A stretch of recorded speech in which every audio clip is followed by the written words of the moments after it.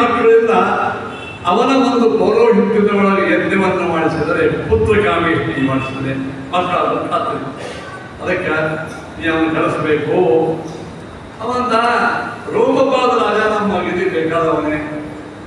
ಅವ ಅಷ್ಟೇ ಯಾಕ ನಮ್ಮ ಮಗಳು ಹಳೆಯ ಬರಲಿ ದತ್ತಕ್ಕೆ ಕೊಟ್ಟಿದ್ದ ಮಗಳನ್ನ. ಅವರು ಮಗಳ ಇದ್ರು ಸುಳ್ಳನ ಅವ್ರು ಕರೆಸಿದ. ಕೃಷ್ಣಶೃಂಗ ಪುತ್ರಕಾಮೇಷ್ಟಿ ಯಜ್ಞಕ್ಕೆ ಬಂದ. ಇದು ಒಂದು ಬಹಳ ವಿಚಿತ್ರ ಘಟನಾ. ನಾನು ರಾಮಾಯಣ ಮಾಡ್ತೀನಿ. ಇವನ ಮನೆಯ ಒಳಗೆ ಇವನ ಕುಲಪುರೋಹಿತರು ಯಾರು? ವಶಿಷ್ಠರು. ವಶಿಷ್ಠರು ಇದ್ದಾರೆ ಬಿಟ್ಟರೆ ಅವ್ರಿಗೆ ಅಷ್ಟು ಮನೆ ಡಾಕ್ಟರ್ ಇದ್ದಾರ. ಅವ್ರ ಕಣ್ಣಿನ ಡಾಕ್ಟರ್ ಕಣ್ಣು ತೋರಿಸ್ಬೇಕಾಗಿದೆ. ನಾವೇನೋ ಸ್ಕಿನ್ ಪೇಷಂಟ್ ಅದಲ್ಲ. ಅವರು ಪುತ್ರಕಾಮೇಷ್ಟಿ ಸ್ಪೆಷಲಿಸ್ಟ್ ವಶಿಷ್ಠರು. ಅಷ್ಟೇ ಅಲ್ಲ, ಇಕ್ಷ್ವಾಕು ರಾಜ ಅಂತ ಏನು ಈ ಮನೆತನದ ಮೂಲ ಪುರುಷಿದ್ದಲ್ಲ ವೈವಸ್ವತ ಮನು, ಅವನಿಗೆ ಮಕ್ಕಳಿದ್ದಿಲ್ಲ. ಅವ ವಶಿಷ್ಠರು ಪುತ್ರಕಾಮೇಷ್ಟಿ ಯಜ್ಞ ಮಾಡಿ ಮಕ್ಕಳು ಕೊಡ್ತಾರೆ. ಭಾಗವತ ಕೇಳಿದೇ ಇಲ್ಲ, ಬರ್ತದೆ 9ನೇ ಸ್ಕಂದ ಬರ್ತದೆ. ಈ ಮನೆತನದ ಮೂಲ ಪುರುಷನಿಗೇನೆ ಪುತ್ರಕಾಮೇಷ್ಟಿ ಯಜ್ಞವನ್ನು ಮಾಡಿಸಿ ಮಕ್ಕಳನ್ನು ಕೊಡಿಸ್ತವ್ರು ಯಾರು? ವಶಿಷ್ಠರು. ಅವ್ರನ್ನ ಇಟ್ಕೊಂಡು ನೀವು ಹೊರಗಿನ ಹುಡುಗಿ ಮಾಡಿ ಇನ್ನೂ ಅವರಿಗೆ ತಗೊಳ್ಳೋ ಪಟ್ಟಿಲ್ಲ. ಇವನ್ನ ಯಾರು ಕರೆಸಿದರು? ಇನ್ನೊಂದು ಮನೆಯೊಳಗೆ ಹಿರಿಯ ಪಂಡಿತರು ಎಲ್ಲವನ್ನು ಬಲ್ಲವರು ಅದನ್ನು ಮಾಡೋರು ಇದ್ದಾಗ ಇವನ್ನ ಯಾರು ಕರೆಸಿದರು? ಇಲ್ಲಿ ಕಳಿಸೋ ವೇಳೆಯಲ್ಲಿ ವಶಿಷ್ಠರಿಗೆ ಕೇಳಿದರು. ಆವಾಗ ವಶಿಷ್ಠರಿಗೆ ಕೇಳೋಣ. ಕೃಷ್ಣಶೃಂಗಂ ಅನುಮಾನ್ಯ ವಶಿಷ್ಠಂಚ ಸೂತವಾಕ್ಯಂ ನಿಶಾಮ್ಯ ಚ. ಸ್ವಾಮಿ, ನಮ್ಮ ವಶಿಷ್ಠರಿಗೆ ಕೇಳಬೇಕು. ಇನ್ನೊಬ್ಬ ಏನಪ್ಪ ದೊಡ್ಡ ಪಂಡಿತರಲ್ಲ, ಅವ್ರ ಎದುರಿಗೆ ಸಣ್ಣ ಹುಡುಗಿ. ಕೃಷ್ಣಶೃಂಗನ ಹಬ್ಬ ವಿಭಾಂಡಕ ಋಷಿಗಿಂತ ವಶಿಷ್ಠರು ದೊಡ್ಡವರು. ಅದ ಕಾರಣ ಅವ್ರಿಗೆ ಸ್ವಾಮಿ ಈಗ ಪುತ್ರಕಾಮೇಷ್ಟಿ ಯಜ್ಞ ಮಾಡ್ಲಿಕ್ಕತ್ತದ, ಕೃಷ್ಣಶೃಂಗನ ಕಳಿಸ್ತೀವಿ. ಅವಶ್ಯ ಕಳಿಸ್ಬಾ ಸಂತೋಷ ಬಂದ್ಬಿಟ್ರು. ನೋಡಿ ವಶಿಷ್ಠರು ಅವರಾದ ಹೇಗೆ ಅವ್ರು ಅಷ್ಟೇ ಅಲ್ಲ, ನಾವು ಬಂದಾಗ ಸ್ವಾಗತ ನಾನೇ ಮಾಡ್ತಾವ ಅಂತ ಹೇಳಿ ಅವನು ಉತ್ಸವ ಕರ್ಕೊಂಡು ಬಂದ್ರೆ ವಶಿಷ್ಠರು ಅವನಿಗೆ ಸ್ವಾಗತ ಮಾಡಿದರು. ಮಾಡಿ ಅವನಿಗೆ ಯಜ್ಞಕ್ಕೆ ಪುತ್ರಕಾಮೇಷ್ಟಿ ಯಜ್ಞವನ್ನು ಮಾಡಲಿಕ್ಕೆ ರಾಜನಿಂದ ಮಂತ್ರ ಕಳಿಸ್ತೀವಿ. ಸಂತೋಷ. ನಾನು ರಾಮಾಯಣ ನೋಡುವೆಲ್ಲ ಸ್ವಲ್ಪ ಇದು ಸಂದೇಶ ಏನು ಬರ್ತದ ಅಂತ ನೋಡಿ. ಸಂದೇಶ ರಾಮಾಯಣ ಸಂದೇಶದಾಗಲಿ ಸಂದೇಶ ಅಂದರೆ ಹೆಚ್ಚಾಗಿ ಒಬ್ಬ ಪುರೋಹಿತರು ನೋಡಿ ಇನ್ನೊಬ್ಬ ಪುರೋಹಿತರು, ಒಬ್ಬ ಪಂಡಿತರು ಇನ್ನೊಬ್ಬ ಪಂಡಿತರು. ನಾವೆಲ್ಲ ಇದ್ದೀವಲ್ಲ ಅವ್ಯಾಕ ಅದಕ್ಕೆ ಅಂತ ಹೇಳಿದ್ರು. ಒಳಗಡೆ ಮನಸ್ಸ ಹಾಯ್ದು ಇದಕ್ಕೆ ಒಂದು ನಿರ್ಬಿಡಿ ಇದ್ದವರಕ್ಕೆ ನಾವೇನು ಸತ್ಯವೇನು ಹಿಂಗೆ ಮಂದಿನೋ ಇದು ಮತ್ಸರ ಎಲ್ಲಿ ಅದ ರಾಮ ಬರಂಗಿಲ್ಲ. ಮುಂದ ರಾಮನ ಉತ್ಪತ್ತಿಗಾಗಿ ಯಜ್ಞ ಆಗ್ಬೇಕು. ಆ ಯಜ್ಞದ ಪೌರೋಹಿತ್ಯವನ್ನು ಈ ಬ್ರಾಹ್ಮಣ ಬರಬೇಕು. ಯಜಮಾನಿಗೆ ಅಸ್ತಿತ್ವ ಬಂದೇ ಇರಬೇಕು. ಪುರೋಹಿತರಲ್ಲಿ ನಿರ್ಮಾತ್ಸರ ಗುಣ ಇರಬೇಕು. ಇವು ಯಾರಿಗೆ ಯಜ್ಞ ಒಂದು ತಪ್ಪು ಅತ್ಯಂತ ಉತ್ತಮ ಗುಲಾಬ್ ಜಾಮೂನ್ ಆಗಬೇಕಾದ್ರೆ ಒಳ್ಳೆ ಖವಾರು ಬೇಕು, ಒಳ್ಳೆ ಕರಿ ಬೇಕು, ಮೆತ್ತಗಾಗಬೇಕು, ಒಳ್ಳೆ ಬಾತ್ ಬೇಕು. ಈಗ ಎರಡೂ ಇದ್ದಾಗ ಗುಲಾಬ್ ಜಾಮೂನ್ ಕಳೆದ ಚೌಕದಲ್ಲಿ ಪಾಕೆ ಒಳಗೆ ಹೋಗಿದ್ದ ಪಾಕ ಮಾಡಿಸೋದ್ರೆ ಆದ್ರೆ ಅದು ಖವಾರೇ ಚಲೋ ಇಲ್ಲ. ಎರಡೂ ಕೂಡಿದಾಗ ಗುಲಾಬ್ ಜಾಮೂನ್ ಅಂತ ಆಗ್ತದೆ. ಪುರೋಹಿತರು ಯಜಮಾನರು ಶಾಸ್ತ್ರಕ್ಕೆ ಇಬ್ಬರಿಗೆ ಬರ್ತದೆ. ಇದ್ದಾಗ ಆ ಸಕ್ಸಸ್ಫುಲ್ ಒಂದು ಯಜ್ಞ ಸಕ್ಸಸ್ಫುಲ್ ಆಗ್ಬೇಕಾದ್ರೆ ಏನ್ ಬೇಕು? ಒಳ್ಳೆ ಪುರೋಹಿತ, ಒಳ್ಳೆ ಜ್ಞಾನಿಗಳ ಬೇಕು. ಅದ ಹೆಸರೇ ಪುರೋಹಿತ. ಪುರ ಅಂದ್ರೆ ದೇಹ, ಪುರ ಅಂದ್ರೆ ನಗರ, ಪಟ್ಟಣ, ದೇಶ. ಇದಕ್ಕೆ ಹಿತವನ್ನು ಉಂಟು ಮಾಡುವ ಜಾಯಮಾನವರು ಇರಬೇಕು. ವಶಿಷ್ಠ ಏನು ಮಾಡಿದ್ರು ಹೇಳಿ, ಅವಶ್ಯ ಭಾವ ಅಂತ ಕರೆದು ಯಜ್ಞವನ್ನು ಮಾಡಿ ಅಂತ ಹೇಳಿದ್ರು. ಯಜ್ಞ ಮಾಡಿ ಸರಯ್ಯ ಉತ್ತರೆ ಯಜ್ಞ ಏನು ಮಾಡಬೇಕು? ಸರಯೂ ನದಿಯ ಉತ್ತರ ಭಾಗದಲ್ಲಿ ಯಜ್ಞ ಮಂಟಪ ಇತ್ತಂತ ಅಯೋಧ್ಯ ರಾಮಾಯಣ ಹೇಳ್ತದ. ಆ ಯಜ್ಞ ಮಂಟಪ ಎಷ್ಟು ದೊಡ್ಡದಿತ್ತು. ನಿನ್ನ ಪ್ರಕಾರ ಅಯೋಧ್ಯ ನಗರೇ 50 ಕಿಲೋಮೀಟರ್ ಆಟ ಉದ್ದ ಇತ್ತು. ಸರಿಯೂ ನದಿ ಅಯೋಧ್ಯ ನದಿ ದಂಡೆ ಭಾಗ ಮತ್ತು ಅಲ್ಲಿ ವಿಸ್ತಾರವಾಗತಕ್ಕಂತಹ ಎಷ್ಟು ಎಕರೆ ಇಡೀ ಪ್ರಚಾರ ಮಾಡಿದ್ರೆ ನನಗೆ ಅನಿಸ್ತದ ಒಂದು 15-20 ಎಕರೆ ಭೂಮಿ ಇರ್ತದೆ ಯಜ್ಞಕ್ಕೆ ಭೂಮಿ ದಂಡೆಗ ಅದ್ಭುತವಾದಂತಹ ಬಂಗಾರದ ಕಂಬಗಳಿಂದ ಮಾಡಿದ ಪೆಟ್ರೋಲ್ ಇರ್ತದೆ ಬಂಗಾರದ ಕಂಬಗಳಿಂದ ಪೀಠಗಳೆಲ್ಲ ಬಂಗಾರದಿದ್ದವಂತೆ ಕಲಸಗಳೆಲ್ಲ ಬಂಗಾರದಿದ್ದವಂತೆ ಇನ್ನು ಪುರೋಹಿತರು ಬಂಗಾರದಂಗೆ ಇದ್ದವರು ಒಳ್ಳೆ ಪುರೋಹಿತರು ಯಾಕೆ ಸುವರ್ಣ ಪುರೋಹಿತರು ಬಂಗಾರ ಪುರೋಹಿತ ಸುವರ್ಣ ಪುರೋಹಿತ ಅಂದ್ರೆ ಸುವರ್ಣ ವರ್ಣ ಅಂದ್ರೆ ವೇದ ಸುವರ್ಣ ಅಂದ್ರೆ ವೇದ ಒಳ್ಳೆ ಒಳ್ಳೆ ಅಕ್ಷರಗಳು ಒಳ್ಳೆ ಅಕ್ಷರ ಜ್ಞಾನಗಳು ಯಾರು ಸುವರ್ಣ ಪಂಡಿತರಂದ್ರೆ ಏನು ಬಂಗಾರ ಹಾಕೊಂಡು ಪಂಡಿತರಲ್ಲ ಒಳ್ಳೆ ಉಚ್ಚಾರವನ್ನು ಮಾಡತಕ್ಕಂಥ ಪಂಡಿತರು ವೇದಾಧ್ಯಯನಶೀಲರು 4 ವೇದವನ್ನು ಬಲ್ಲವರು ವೇದಾರ್ಥವನ್ನು ಬಲ್ಲವರು ಅಲ್ಲಿ ಕತ್ತಂತಹ ವೇದಗಳನ್ನು ತಿಳ್ಕೊಂಡು ಅನ್ಬೇಕು ಹಾಗೆ ವಶಿಷ್ಠರು ಅಂದ್ರೆ ಅಶ್ವಮೇಧ ಯಜ್ಞ ಮೊದಲಾಗಬೇಕು ಆಮೇಲೆ ಪುತ್ರಕಾಮಿ ಈಗ ಹಂಗೆ ಸತ್ಯನಾರಾಯಣ ಪೂಜೆ ಮಾಡೋದ್ರಿಂದ ಮೊದಲ ನವಗ್ರಹದ ಪೂಜೆ ಆಗಿ ಮಾಡ್ತಾರೆ ಇವತ್ತು ನೀವೆಲ್ಲ ಅನಂತನ ಪೂಜೆ ಮಾಡಿದ್ರಿ ಮೊದಲು ಏನು ಮಾಡಿದ್ರು ಗಣಪತಿ ಪೂಜೆ ಮಾಡಿ ಯಮುನಾದೇವಿಯ ಪೂಜೆ ಮಾಡಿ ಆ ಯಮುನಾದೇವಿಯ ಕೆಲಸದ ಮೇಲೆ ಸಹಸ್ರ ಆ ಶೇಷನನ್ನು ಇಟ್ಟು ಅದರ ನಡುವೆ ಅನಂತ ಪದ್ಮನಾಭನ ಇಟ್ಟು ನಮಗೆಲ್ಲರಿಗೂ ಹಾಗೆ ಪುತ್ರಗಾಮಿ ಇಷ್ಟು ಯಜ್ಞರು ಒಂದೇ ಯಜ್ಞರು ಅದಕ್ಕೆ ಅಶ್ವಮೇಧ ಯಜ್ಞ ಆಗಿದೆ ಅಶ್ವಮೇಧ ಯಜ್ಞಕ್ಕಾಗಿ ಚೈತ್ರ ಶುದ್ಧ ಪೌರ್ಣಿಮಾ ದಿವಸ ಕುದುರೆ ಬಿಡಬೇಕು ಇಲ್ಲೇ ಸಂದರ್ಭ ಪೂರ್ಣಿ ಮಾಡಿ ಕುದುರೆ ಬಿಟ್ಟು ಅದು ಒಂದು ವರ್ಷ ಸುತ್ತಾಡ ಬರಬೇಕು ದೀಕ್ಷಾ ಅದು ಬರುವ ತನಕ ಯಜ್ಞ ಆಗಬೇಕು ಪ್ರತಿನಿತ್ಯ ಯಜ್ಞ ಬರೋ ತನಕ ಯಜ್ಞ ಕೂಡ ಬಹಳ ವರ್ಣನೆ ಮಾಡ್ಯಾರ ತಥೋ ವಶಿಷ್ಠ ಪ್ರಮುಖಾ ಸರ್ವೈವ ದ್ವಿಜೋತ್ತಮಾ ಕೃಷ್ಣಶೃಂಗಂ ಪುರಸ್ಕೃತ್ಯ ಯಜ್ಞಂ ಕರ್ಮ ಸಮಾರಭತ ಕೃಷ್ಣಶೃಂಗನ ಮುಂದೆ ಮಾಡಿಕೊಂಡು ಯಜ್ಞ ಮಾಡಿದ್ರು ನೋಡಿ ಎಷ್ಟು 2 ಸಾಲ ಅವ್ರು ಕಳಿಸುವಂತಂದ್ರು ಆ ಹುಡುಗದನ್ನೇ ಮುಂದೆ ಮಾಡಿ ಯಜ್ಞ ಮಾಡಿದ್ರು ಎಲ್ಲಿ ಮಾಡಿದ್ರು ಅಂತ ಕೇಳಿದರೆ ಸರಯ್ಯಾವಂತರೇ ತೀರೇ ಆ ಸರಿಯೂ ನದಿ ದಂಡೆಯ ಉತ್ತರ ಭಾಗದಾಗ ಯಜ್ಞ ಮಾಡಿದರೆ ಎದು ಶುರುವಾಗಿ ಕುದುರೆ ಅಂತೇಳುವರು ಋಷಿ ಮುನಿಗಳು ಪ್ರತಿನಿತ್ಯ 100 ಯಜ್ಞಕುಂಡಗಳಲ್ಲಿ 4 ವೇದಗಳ ಆಹುತಿ ಆಗ್ತಿದ್ದಾರೆ 4 ವೇದ ಯಜ್ಞ ಪರಿಪೂರ್ಣ ಆಗಬೇಕಾದರೆ ಅದು 3 ವಸ್ತುಗಳ ಭಾಗ ಅಂತಕ್ಕಂಥ ಮಂತ್ರಗಳ ಮೊದಲು ಪಾರಾಯಣ ನೀವು ಪವಮಾನ ಹೋಮ ಬಹಳ ಮಾಡಿಸ್ತಾನೆ ಮೊದಲು ಪವಮಾನ ಹೋಮ ಮತ್ತು ಹತ್ರ ಆಗದ ಅದ್ರಲ್ಲಿ ಏನಾಗಿರಬೇಕು ಪಾರಾಯಣ ಪಾರಾಯಣ ಆದ್ಮೇಲೆ ಯಜ್ಞ ಈಗ ಇಷ್ಟು 7 ದಿವಸ ಪುರಾಣ ಹೇಳಿದ ಮಂಗಳ ಅಂತ ಹೇಳಿದ್ರು ಮಂಗಳದಲ್ಲಿ ಬಿಟ್ಟರೆ ಪುರಾಣ ಆಗಿದ್ರೆ ಮಂಗಳ ಮಾಡೋದಂತ ಆಗ್ತದೆ ಪುರಾಣ ಹೇಳಿದ್ರೆ ಹಾಗೆ ಮಂಗಳವು ಹಂಗೆ ಯಾವುದೇ ಯಜ್ಞ ಮಾಡ್ತಾರೆ ಆ ಯಜ್ಞಕ್ಕೆ ಏನಾಗಬೇಕು ಜಪ ಆ ಜಪ ಸಂಘದಾಸಂತೆ ಯಜ್ಞ ಅದೇ ಆಹುತಿ ಆಗಬೇಕು ಎಷ್ಟು ಆಹುತಿ ಆಗಿದೆ ಅಷ್ಟು ತರ್ಪಣ ಬಿಡಬೇಕು 10 ಅಂಶ ತರ್ಪಣ ಬಿಟ್ಟು ಎಷ್ಟು ಆಹುತಿಗಳಲ್ಲ ಅದು ದಶಾಂಶ ಬ್ರಾಹ್ಮಣರ ಭೋಜನ ಸುವಾಸನೆ ಭೋಜನ ಇವು 3 ಕೂಡಿದ್ದು ಯಜ್ಞ ಅಂತ ಆ ಯಜ್ಞ ಎಲ್ಲಿ ಆ ಯಜ್ಞದ ಒಳಗೆ ಶಾಸ್ತ್ರ ಚರ್ಚೆ ಆಗ್ತಿತ್ತಂತೆ ಬರೇ ಅವಧಿ ಹಾಕೋದಲ್ಲ ಶಾಸ್ತ್ರ ಚರ್ಚೆ ಆಗ್ತದೆ ಒಂದು ಕಡೆಗೆ ಋಷಿ ಮುನಿಗಳು ಪುರಾಣ ಹೇಳ್ತಾ ಇತ್ತು ಪ್ರವಚನ ಹೇಳ್ತಾ ಇತ್ತು ಚರ್ಚೆ ಆಗ್ತಿತ್ತು ಇನ್ನು ಕೆಲವು ಕಡೆ ಅನ್ನದಾನ ಆಗ್ತಾ ಇತ್ತು ಅಲ್ಲಿ ಇಡೀ ವರ್ಷೋದ್ದಕ್ಕೆ ಅನ್ನದಾನ ಆಗಿದ್ರೆ ಅನ್ನವನ್ನು ಯಾರ್ಯಾರು ಊಟ ಮಾಡ್ತಿದ್ರು ಅಂತ ಕೇಳಿದ್ರೆ ಬ್ರಾಹ್ಮಣ ಕ್ಷತ್ರಿಯ ವೈಶ್ಯ ಶೂದ್ರ ಎಲ್ಲರೂ ಊಟ ಮಾಡ್ತಿದ್ರು ಅಷ್ಟೇ ಅಲ್ಲ ಬಡವರು ಅಂಗವಿಕಲರು ಏನ್ರಿ ಗರ್ಭಿಣಿ ಸ್ತ್ರೀಯರು ಅತಿ ಮುದುಕರು ಅತಿ ತರುಣರು ಇಡೀ ಊರು ಊಟದ ಸುಮ್ಮನೆ ಇರೋದಲ್ಲ ನಮ್ಮ 4 ಮಂದಿ ಅಲ್ಲ ಅಯೋಧ್ಯ ಪಟ್ಟಿ ಎಲ್ಲ ಮಂದಿಗೂ ಊಟದ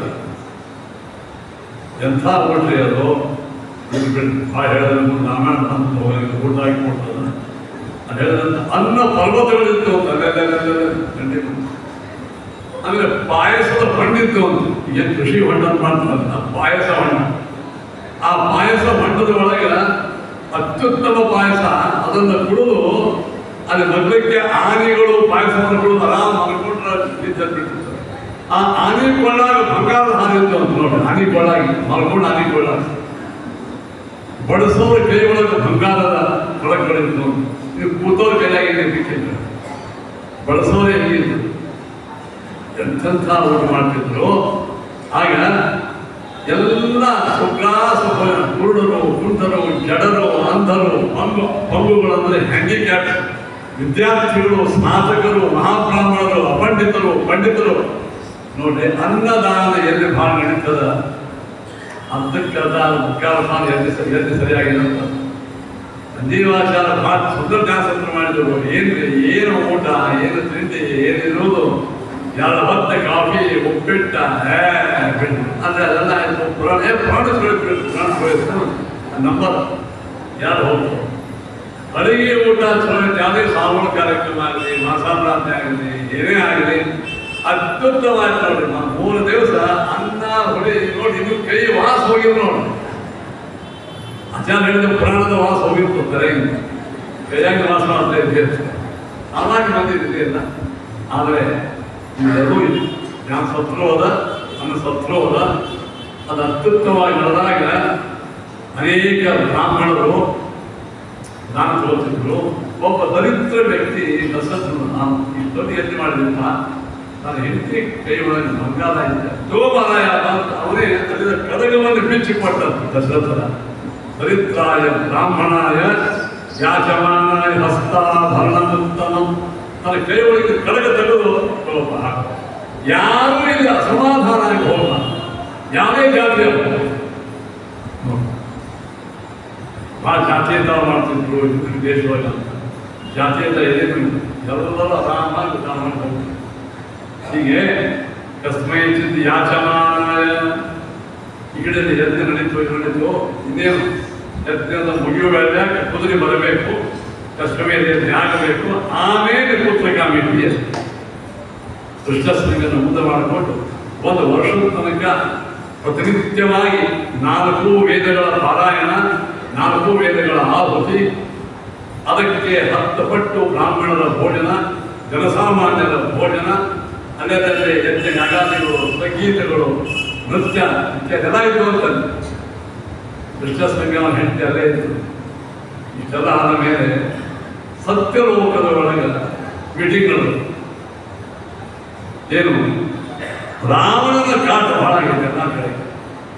10,000 ವರ್ಷ ತಪಸ್ಸನ್ನು ಮಾಡಿ ಬ್ರಹ್ಮದೇವರಿಂದ, ಮಹಾದೇವರಿಂದ ಭಾರೀ ವರವನ್ನು ಪಡೆದು ಅವಧ್ಯನಾದಂಥ, ಅಜೇನಾದಂಥ ರಾವಣ ಎಷ್ಟು ದೊರಕಿತ್ತಂದ್ರೆ ಅವನು ಇಂದ್ರದೇವರನ್ನೇ ತಿರಸ್ಕಾರ ಮಾಡಿಬಿಟ್ಟು ನೀ ಎಲ್ಲ ಇಲ್ಲಿ ಹೋಗ.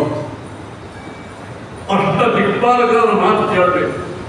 ಋಷಿಗಳು, ಮುನಿಗಳು ತತ್ವಶರು ಬಿಟ್ಟಿದ್ರು. ರಾಮನು ಲೋಕರಾಮಣ, ಜಗತ್ತಿನಲ್ಲಿ ಸುಂದರ ಸ್ತ್ರೀಯರು ಯಾರು ಇದ್ರು ನೋಡಿ ಹೋಗಮ್ಯ ಕೆಲಸವನ್ನು. ಇಷ್ಟು ಅನ್ಯಾಯದ ತಾಂಡವ ಆಗ್ತಾ ಇತ್ತು. ಇವತ್ತಿನ ಜನ ನಾವು ಕಥೆ ಕೇಳ್ತೀವಂತ ನಾವು ಕುತಂತ್ರಕ್ಕೆ ಹೋಗ್ಬೇಡ್ತೀವಿ. ಆಗಾಯ ದಶರಥ ರಾಜ್ಯದ ವೇಳಕ್ಕೆ ಎಲ್ಲ ಭಾಳ ಚಲೋ ಇತ್ತು ಅಂತೇಳಿ ಮತ್ತೆ ರಾವಣನ ಸಮಾನ ಇರ್ತಿತ್ತು ಅಂತ. ಹೌದು, ನಿಜ. ಅವನ ತರ್ಪ ಹಾಡಿ ಮಾಡ್ತಿದ್ದ. ಆದರೆ ದಶರಥರಾಜನಂತ ಮಹಾನುಭಾವ ತಂಟೆಗೆ ಬರ್ತಿದ್ದಿಲ್ಲ. ಎಂದು ವ್ಯಾಸರಾಯರು ಅವರ ಗ್ರಾಮದೊಳಗೆ ಕೃಷ್ಣದೇವರಾಯ ವಿಜಯನಗರದೊಳಗೆ ಬಂಗಾದ ಹೊಗೆ ಹಾಕಿದ್ರು. ಅದೇ ಇದು ಮೊಘಲರ ಸಾಮ್ರಾಜ್ಯದಲ್ಲಿ ಅವರ ಒಳಗೆ ಪ್ರವೇಶ ಮಾಡಿ ಉತ್ತರ ಭಾರತವನ್ನು ಬಹಳ ಅವರು ಮಾಡ್ತಾ ಇದ್ದಾರೆ. ಆದರೆ ಬಿಡು ಬರ್ತಿದ್ದಿಲ್ಲ. ಹಾಗೆ ರಾವಣ ಕೆಲವು ಕಡೆಗೆ ದರ್ಪ ತೋರಿಸ್ತಿದ್ದ. ಆದರೆ ಪೃಥ್ವಿಯ ಅನೇಕ ಭಾಗದಲ್ಲಿ ದರ್ಪಿದ್ದಾಗ ಎಲ್ಲ ದೇವತೆಗಳು ಭಗವಂತನಿಗೆ ಪ್ರಾರ್ಥನೆಯನ್ನು ಮಾಡಿ ಅವರು ಏನು ಮಾಡಿದರು? ಪರಮಾತ್ಮನಿಗೆ ಪ್ರಾರ್ಥನೆಯನ್ನು ಮಾಡಿದರು. ಕೃಷ್ಣಾವತಾರದ ಮೊದಲು ಹೆಂಗೆ ಪುರುಷಂ ಪುರುಷಸು ಮುಕ್ತೇನ ಉಪತಸ್ಥೋ ಸಮಾಹಿತ. ಪುರುಷ ಸೂಕ್ತವನ್ನು ಅಂದು ಭಗವಂತನಿಗೆ ಪ್ರಾರ್ಥನಾ ಮಾಡ್ತಾರೆ ದೇವತೆಗಳು. ಹಾಗೆ ಇಲ್ಲಿಯೂ ಕೂಡ ಎಲ್ಲರೂ ಪುರುಷ ಸೂಕ್ತ ಬಹಳ ಉಲ್ಲೇಖ ಮಾಡ್ತಾರೆ. ಯಾಕಂತಂದ್ರೆ ನೀವೆಲ್ಲ ದಿನ ದೇವರ ಪೂಜೆ ಮಾಡುವಾಗ ಎಲ್ಲ ಮಂತ್ರಗಳ ಮಂತ್ರ ಹೋದ್ರು ಪುರುಷ ಸೂಕ್ತ ಮರೆಯಬೇಡ. ಅಭಿಷೇಕ ಮಾಡುವ ವೇಳೆಯಾಗ ಹುಡು ಸೂಕ್ತನೇ ಬೇಕು. ಸ್ವಲ್ಪ ಬಂದರೆ ಬಿಟ್ಟು ಸೂಕ್ತನ.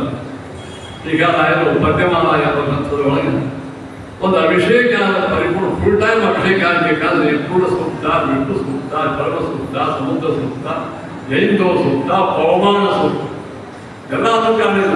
ಒಂದು 2 ನಿಮಿಷ ಅದು ಬೇಕು. ಇಷ್ಟೆಲ್ಲ ಒಂದು ಅಭಿಷೇಕ ಮಾಡಿದರೆ ಅದು ಅಭಿಷೇಕ ಪೂರ್ಣ, ಅದು ಫುಲ್ ಟೈಮ್ ತೀರ್ಥ ಅಂತ. ಯಾಕಂದ್ರೆ ನಾವು ಬಾಗಿ ಬಿಡ್ರಿ, ಪೂಜಾನ ಬಿಟ್ಬಿಡ್ರಿ, ಯಾರು ಬೆಳೆ ಬಿಡಬೇಡ್ರಿ, ನಿಮ್ಗೆ ಎಷ್ಟು ಬರ್ದ ಅಷ್ಟೇ. ಕಡೆಗೆ ನಿಮ್ಗೆ ಏನೂ ಬರಲಿಲ್ಲ ಗಾಯತ್ರಿ ಮಂತ್ರ ಅಂದರೆ ಅಭಿಷೇಕ ಮಾಡಿ ಮಂತ್ರ ಬರಂಗದ ಪೂಜೆ ಬಿಡಬೇಡ ದಯವಿಟ್ಟು. ಅವಶ್ಯವಾಗಿ ಅದು ಇಲ್ಲಿ ಮಾತ್ರ ಪೂರ್ಣ ಸೂಕ್ತವನ್ನಂದರು. ಅದೊಂದು ಭಗವಂತನ ಭಯವಿಲ್ಲದ ಭಕ್ತವು ಎಲ್ಲರೂ ಹಂಚಿ ಬಿಟ್ಬಿಡ್ರಿ. ತತ್ವಾಚೋರಂ ಬಲಾತ್ಸಾನಂ ವಚ್ಚಾಮಿ ಮಾನುಷೇ ಲೋಕೆ ಪಾಲಯನ್ ಪೃಥಿವೀಮಿಮಾ.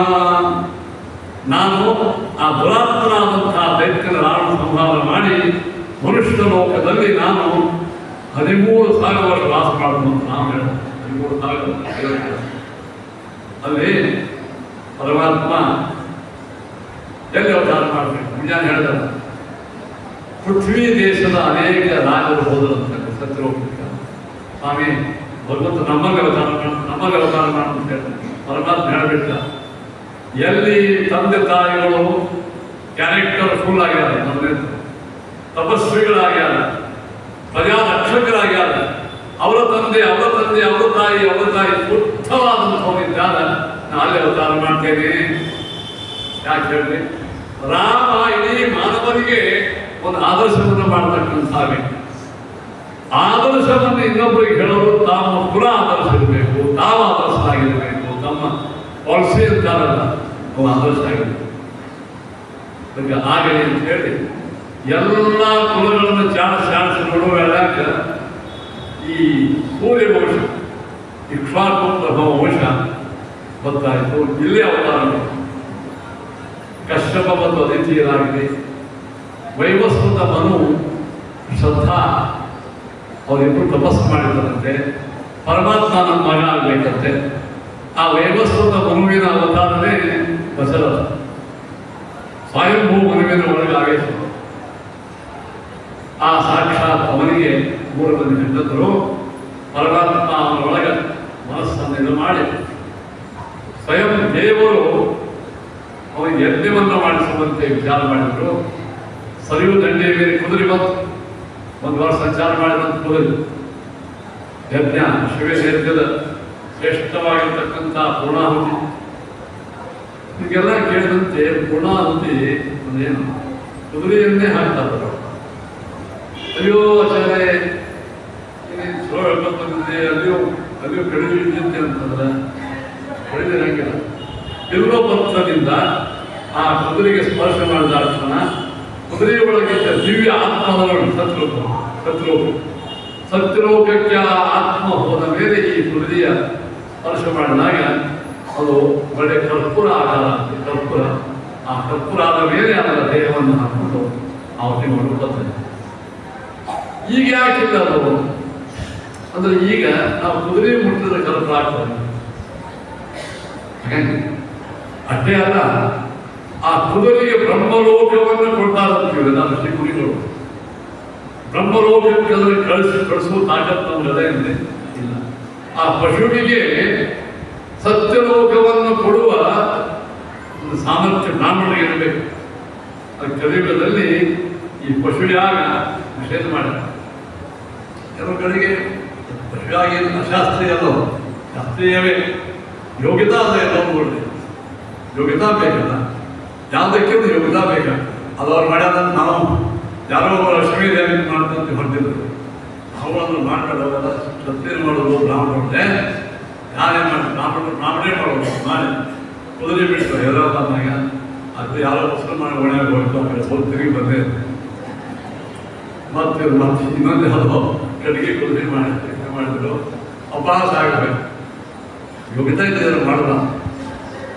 ಕುದುರೆ ಬಂತು, ಲಕ್ಷ್ಮೀ ದೇವಿ ಆಯಿತು. ಆಮೇಲೆ ಪುತ್ರಗಾಮಿಷ್ಟಿಯನ್ನು ಶುರುವಾಯಿತು. ಕೃಷ್ಣಶೃಂಗ ಮುಂದೆ ಕೂತಿದ್ದ.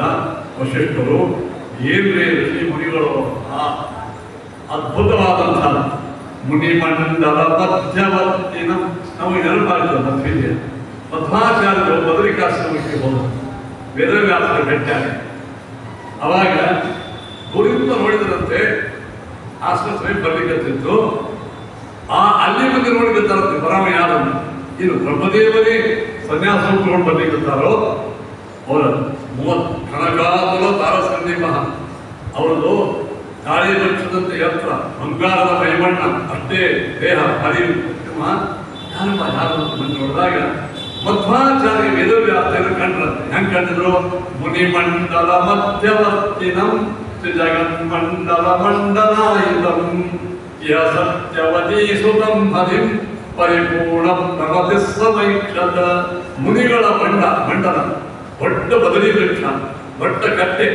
ಮುರಾರ ಮುನಿಗಳು ಪಾದಲಿ ಜೈಮಿನಿ ಸುಮಂತು ವೈಶಂಪಾಯನ ಕಾಶ ಕೃಷ್ಣ ಕಾರ್ನಾರಿನಿ ಔಡರೋಮಿ ಅತ್ರೆಯ ಋಷಿಗಳು ಮಧ್ವದಲ್ಲಿ ಕೂತಿರ್ತಾರೆ. ಆ ಇಲ್ಲಿಯೂ ವಶಿಷ್ಠರು ಒಳ್ಳೆ ಮಹಾನುಭಾವರು, ಬ್ರಹ್ಮದೇವರ ಮನಸ್ಸ ಪುತ್ರರು, ಎಲ್ಲ ಋಷಿಗಳಿಗಿಂತಲೂ ಅತ್ಯುತ್ತಮರು ವಶಿಷ್ಠರು.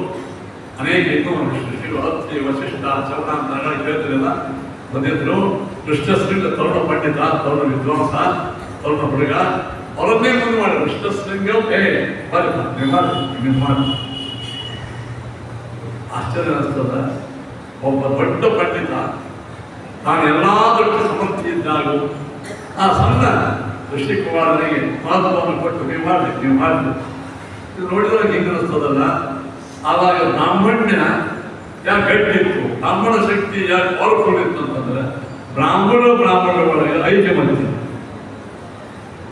ಐಕಮತ್ಯ ಒಬ್ಬರ ಪ್ರತಿಭೆ, ಒಬ್ಬರ ಬುದ್ಧಿಶಕ್ತಿ, ಒಬ್ಬರ ಕ್ರಿಯಾಶಕ್ತಿ ನೋಡಿ ಸಂತೋಷಪಡಬೇಕು. ಬೇರೆ ನಮ್ಮಷ್ಟು ಇಲ್ಲಿ ನೀವು ನೋಡಿರ್ಬೇಕಾದ್ರೆ ಇಲ್ಲಿ ನಿಮಗಿಂತಲೂ ಚಲೋ ನಿಮ್ಮ ಬುದ್ಧಿ ಕೆಟ್ಟದಲ್ಲಿ ಅಂದ್ರೆ ಏನಾದರೂ ಒಬ್ಬ ವ್ಯಕ್ತಿಯ ಸ್ತೋತ್ರ ಶುರುವಾದ ಆನಂದ ವಶಿಷ್ಠರು ನಿರ್ಮತ್ಸರಾಣಾಂ ಸತಾಂ ನಾನು ಈ ಯಜ್ಞವನ್ನು ಯಾಕೆ ಹೇಳಿರ್ತೀನಿ ಅಂದ್ರೆ ರಾಮದೇವರ ಪ್ರಾದುರ್ಭಾವ ಆಗಬೇಕಾಗಿದೆ. ಸಕಲ ಮನುಷ್ಯತ್ವದ ಮತ್ತು ಆದರ್ಶ ಗುಣಗಳನ್ನ ಜಗತ್ತಿಗೆ ಕೊಡ್ತಕ್ಕಂಥ ವ್ಯಕ್ತಿಯ ಆವಿರ್ಭಾವ ಯಜ್ಞದಿಂದ ಆಯಿತು. ಅವು ಯಾವ ಯಜ್ಞ? ಅತಿ ಉತ್ತಮ ಪುರೋಹಿತರ ಯಜ್ಞ. ಪುರೋಹಿತರ ಉತ್ತಮ ಲಕ್ಷಣಗಳೇನು ಹೇಳಿ? ಅತ್ಯುತ್ತಮ ಜ್ಞಾನ, ನಿರ್ಮತ್ಸರಾಣಾಂ ಸತಾಂ. ದೇವರು ನಮ್ಮ ಹೃದಯ ಮಂದಿರದೊಳಗೆ ಅಭಿವ್ಯಕ್ತನಾಗಬೇಕಾದ ನಾವು ತಪಸ್ಸೆಂಬ ಯಜ್ಞವನ್ನು ಮಾಡಬೇಕು. ಮನಸ್ಸು ನಿರ್ಮತ್ಸರವಾಗಿರಬೇಕು. ಮನುಷ್ಯನ ದೊಡ್ಡ ಲಕ್ಷಣ ಅಂತಂದರೆ ಒಬ್ಬರ ಅತ್ಯುತ್ತಮ ಗುಣ ನೋಡಿ ಅನುದಾನ.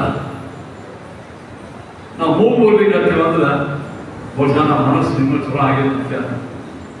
ಯಾವುದೇ ವ್ಯಕ್ತಿ ಇರ್ತೇವೆ, ಸಣ್ಣ ಒಂದು ಒಳ್ಳೆಯ ಒಂದು ಕೂಸು ಒಳ್ಳೆ ಹಾಡ್ಲಿಕ್ಕೆ, ಒಬ್ಬ ವ್ಯಕ್ತಿ ಮಂತ್ರ ಅನ್ಲಿಕ್ಕತ್ತಾನೆ, ಒಬ್ಬ ವ್ಯಕ್ತಿ ಅತ್ಯುತ್ತಮ ಪ್ರವಚನ ಮಾಡ್ತಿರ್ತಾನೆ, ಒಬ್ಬ ಒಳ್ಳೆಯ ಪಂಡಿತನಾಗಿದ್ದಾನೆ, ಒಬ್ಬ ಹೆಣ್ಮಗಳು ಅತ್ಯುತ್ತಮ ಕಾರ್ಯವನ್ನು ಮಾಡ್ತಾ ಇದ್ದಾನೆ. ಅದನ್ನು ನೋಡಿ ಸಂತೋಷಪಟ್ಟು ಪರಗುಣ ಪರಮಾಣು ಪರ್ವತಿ ನಿತ್ಯ ನಿತ್ಯಂ ನಿಜ ಹೃದಯ ವಿಕಸಂತಿ ಸಂತಂತಹ ಕವಿ ಅಂತ ಇನ್ನೊಬ್ಬರ ಶ್ರೇಷ್ಠ ಗುಣಗಳನ್ನು ನೋಡಿ ಆನಂದಪಟ್ಟು ತಾವು ತಮ್ಮ ವ್ಯಕ್ತಿತ್ವವನ್ನು ನೋಡಿ ಬೆಳೆಸಿಕೊಳ್ಳಬೇಕೆಂಬುವಂತಹ ಶ್ರೇಷ್ಠ ಸಜ್ಜನರು ಎಷ್ಟು ಬಂದಿದ್ದಾರೆ. ಹಾಗೆ ಬಂದಿದ್ದ ರಾಮಾಯಣದ ಶ್ರೇಷ್ಠವಾಗಿರ್ತಕ್ಕಂಥ ಕಥಾನಕದಿಂದ ವಶಿಷ್ಠರಿಗೆ ಗೊತ್ತಿತ್ತು ಎಲ್ಲಿ ಪರಸ್ಪರ ಹೊಂದಾಣಿಕೆ, ಎಲ್ಲಿ ಪರಸ್ಪರವಾಗಿರ್ತಕ್ಕಂಥ ಪ್ರೀತಿ ವಿಶ್ವಾಸಗಳವ ಆ ಸಮಾಜ, ಆ ಕುಟುಂಬ, ಆ ರಾಷ್ಟ್ರ ಅದರ ಮುಂದುವರಿಸಿ. ವಿಶೇಷವಾಗಿ ನಮ್ಮ ಬ್ರಾಹ್ಮಣ ಸಮಾಜವನ್ನು ಕಾಪಾಡುವುದೇ ಈ ರಾಮಾಯಣ ಸಂದೇಶ. ನೋಡ್ರಿ ಇವತ್ತು ನಾವು ಬ್ರಾಹ್ಮಣರು ಬಹಳ ಕಡಿಮೆ ಸಂಖ್ಯೆ ಒಳಗಿದ್ದೀವಿ.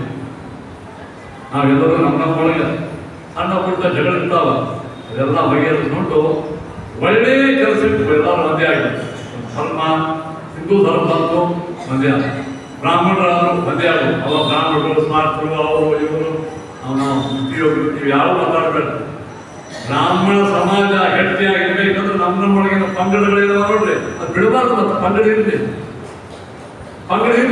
ಆದ್ರೆ ಆ ಪಂಗಡ ಒಳಗ ನಮ್ಮನ್ನು ಕೊಟ್ಟೆ ಕಷ್ಟ ಇರಬೇಕು ಒಳಗೆ. ಆದರೆ ಐಕಮತ್ಯ ಬ್ರಾಹ್ಮಣ ಶಕ್ತಿ ತೋರಿಸುವ ಯಾಕೆ ನಮ್ಮನ್ನು ಉಳಿಸ್ಕೊಂಡು ನಾವು ಒಂದೇ ಆಗಬೇಕು.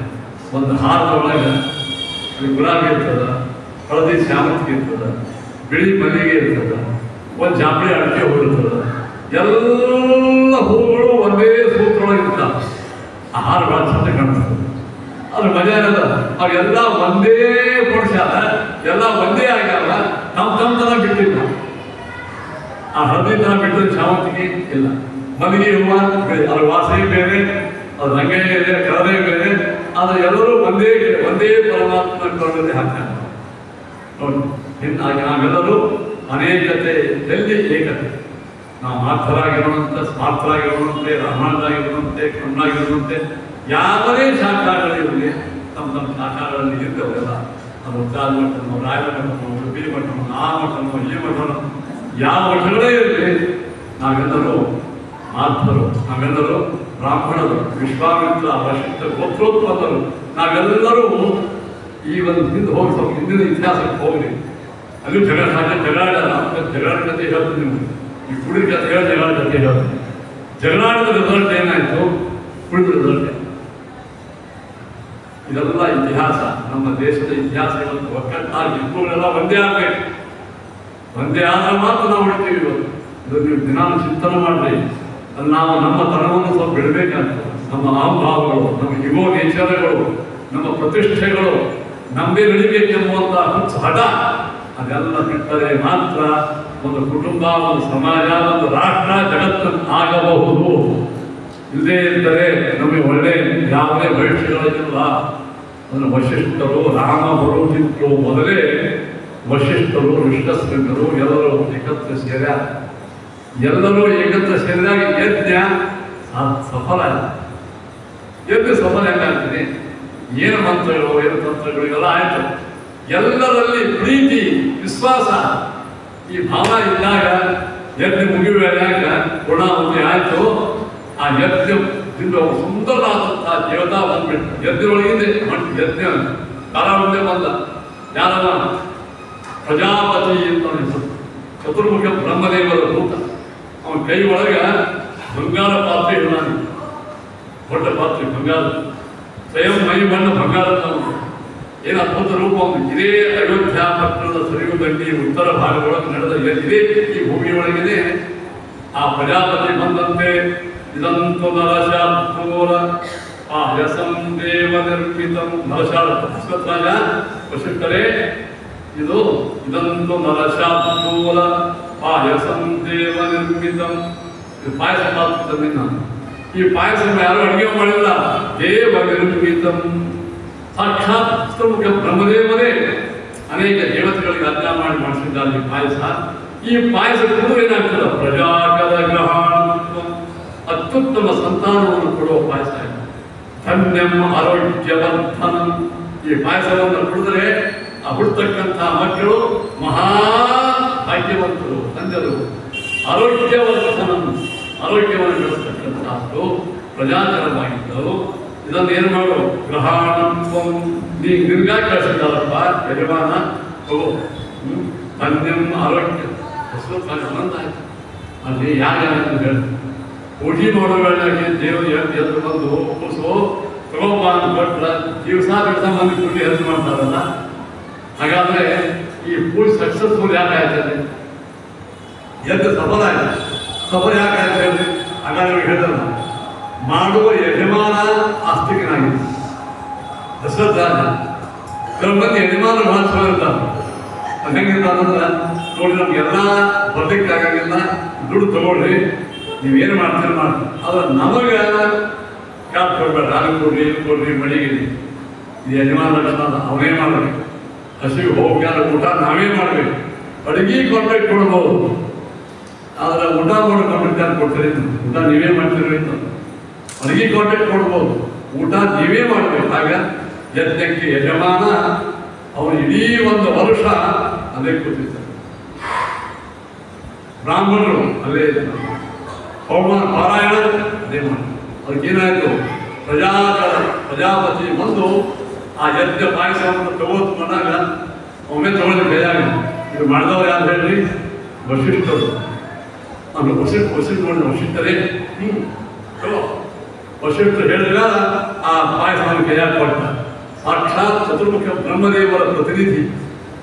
ಇದನ್ನ ಹೆಂಗ್ ಮಾಡಬೇಕು? ವಶಿಷ್ಠರು ಇದನ್ನು 3 ಭಾಗ ಮಾಡಿ ಅಲ್ಲಿ ಹೇಳಿದ್ದಾರೆ. ಉತ್ತಮ ಅರ್ಧ ಭಾಗ ಮಾಡಿ ಕೌಸಲ್ಯಾದೇವಿ ಕೊಡ್ತಾರೆ.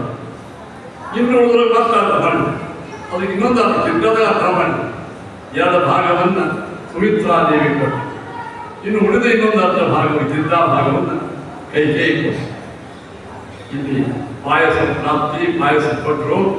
ಪಾಯಸವನ್ನು ಸ್ವೀಕಾರ ಮಾಡಿದ ದಿವಸದಿಂದ ಗರ್ಭಧಾರಣ ಆಯಿತು.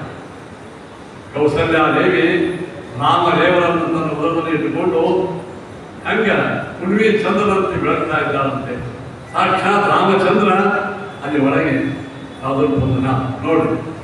ಸ್ವಲ್ಪ ಇಲ್ಲಿ ಈ ಸಮಾಜಕ್ಕೆ ಸುದ್ದಿಗೆ ಬೆಕ್ಕೊಂಡು ಸಫಲ ಆಯಿತು. ಎರಡು ಸಫಲ ಆಯಿತು. ನಮ್ಮ ನಿಮ್ಮ ಎರಡು ಸಫಲ ಆಗಬೇಕಿದೆ.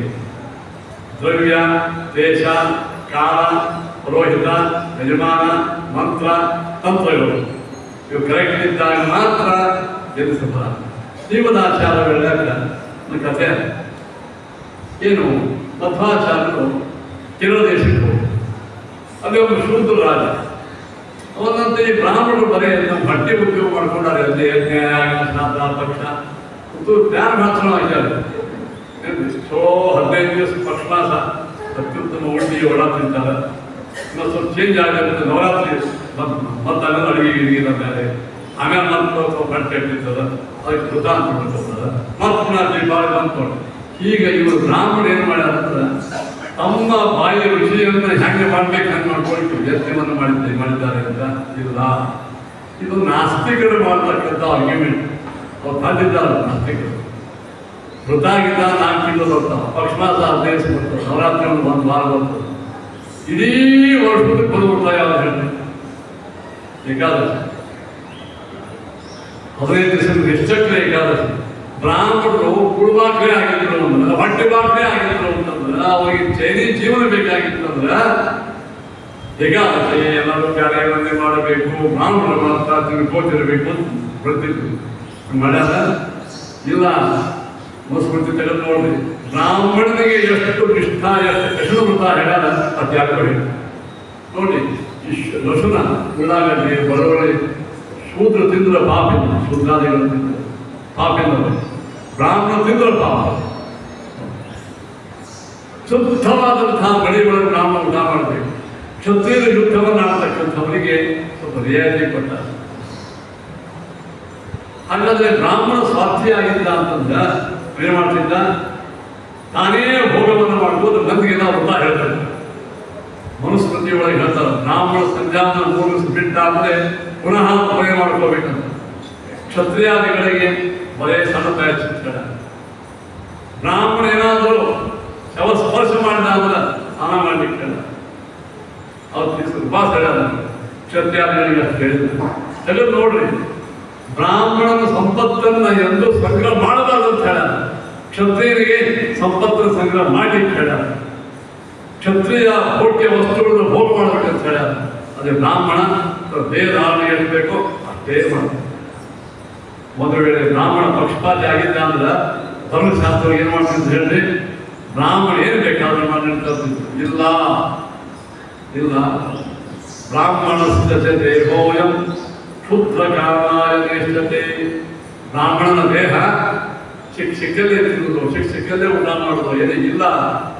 ಅವನು ಯಾವಾಗಲೂ ವೃಕ್ಷ, ಚಾಂದ್ರಾಯಣ, ಏಕಾದಶಿ, ವಿಷ್ಣು ಪಂಚಕ ಇದನ್ನು ಮಾಡ್ಬೋದು. ಅಖಂಡ ವೇದಾಧ್ಯಯನ ಮಾಡ್ತಾ ಎಷ್ಟು ಬೇಕೋ ಅಷ್ಟು ಮಾತ್ರ ಹಣ ಸಂಗ್ರಹ ಮಾಡಿ ಎಲ್ಲರಿಗೂ ಉಪದೇಶವನ್ನು ಮಾಡಿ ಜಗತ್ತನ್ನು ಉದ್ಧಾರ ಮಾಡಲಿಕ್ಕೆ ಬ್ರಾಹ್ಮಣಿಂದ ಮನಸ್ಮೃತಿದ ತೆಗೆದು ನೋಡಿ. ಮನಸ್ಮೃತಿ ಒಳಗ ಭೋಗ್ಯ ಜೀವನ ಬ್ರಾಹ್ಮಣ ನಿಷಿದ್ಧ ಅಂತ ಹೇಳ.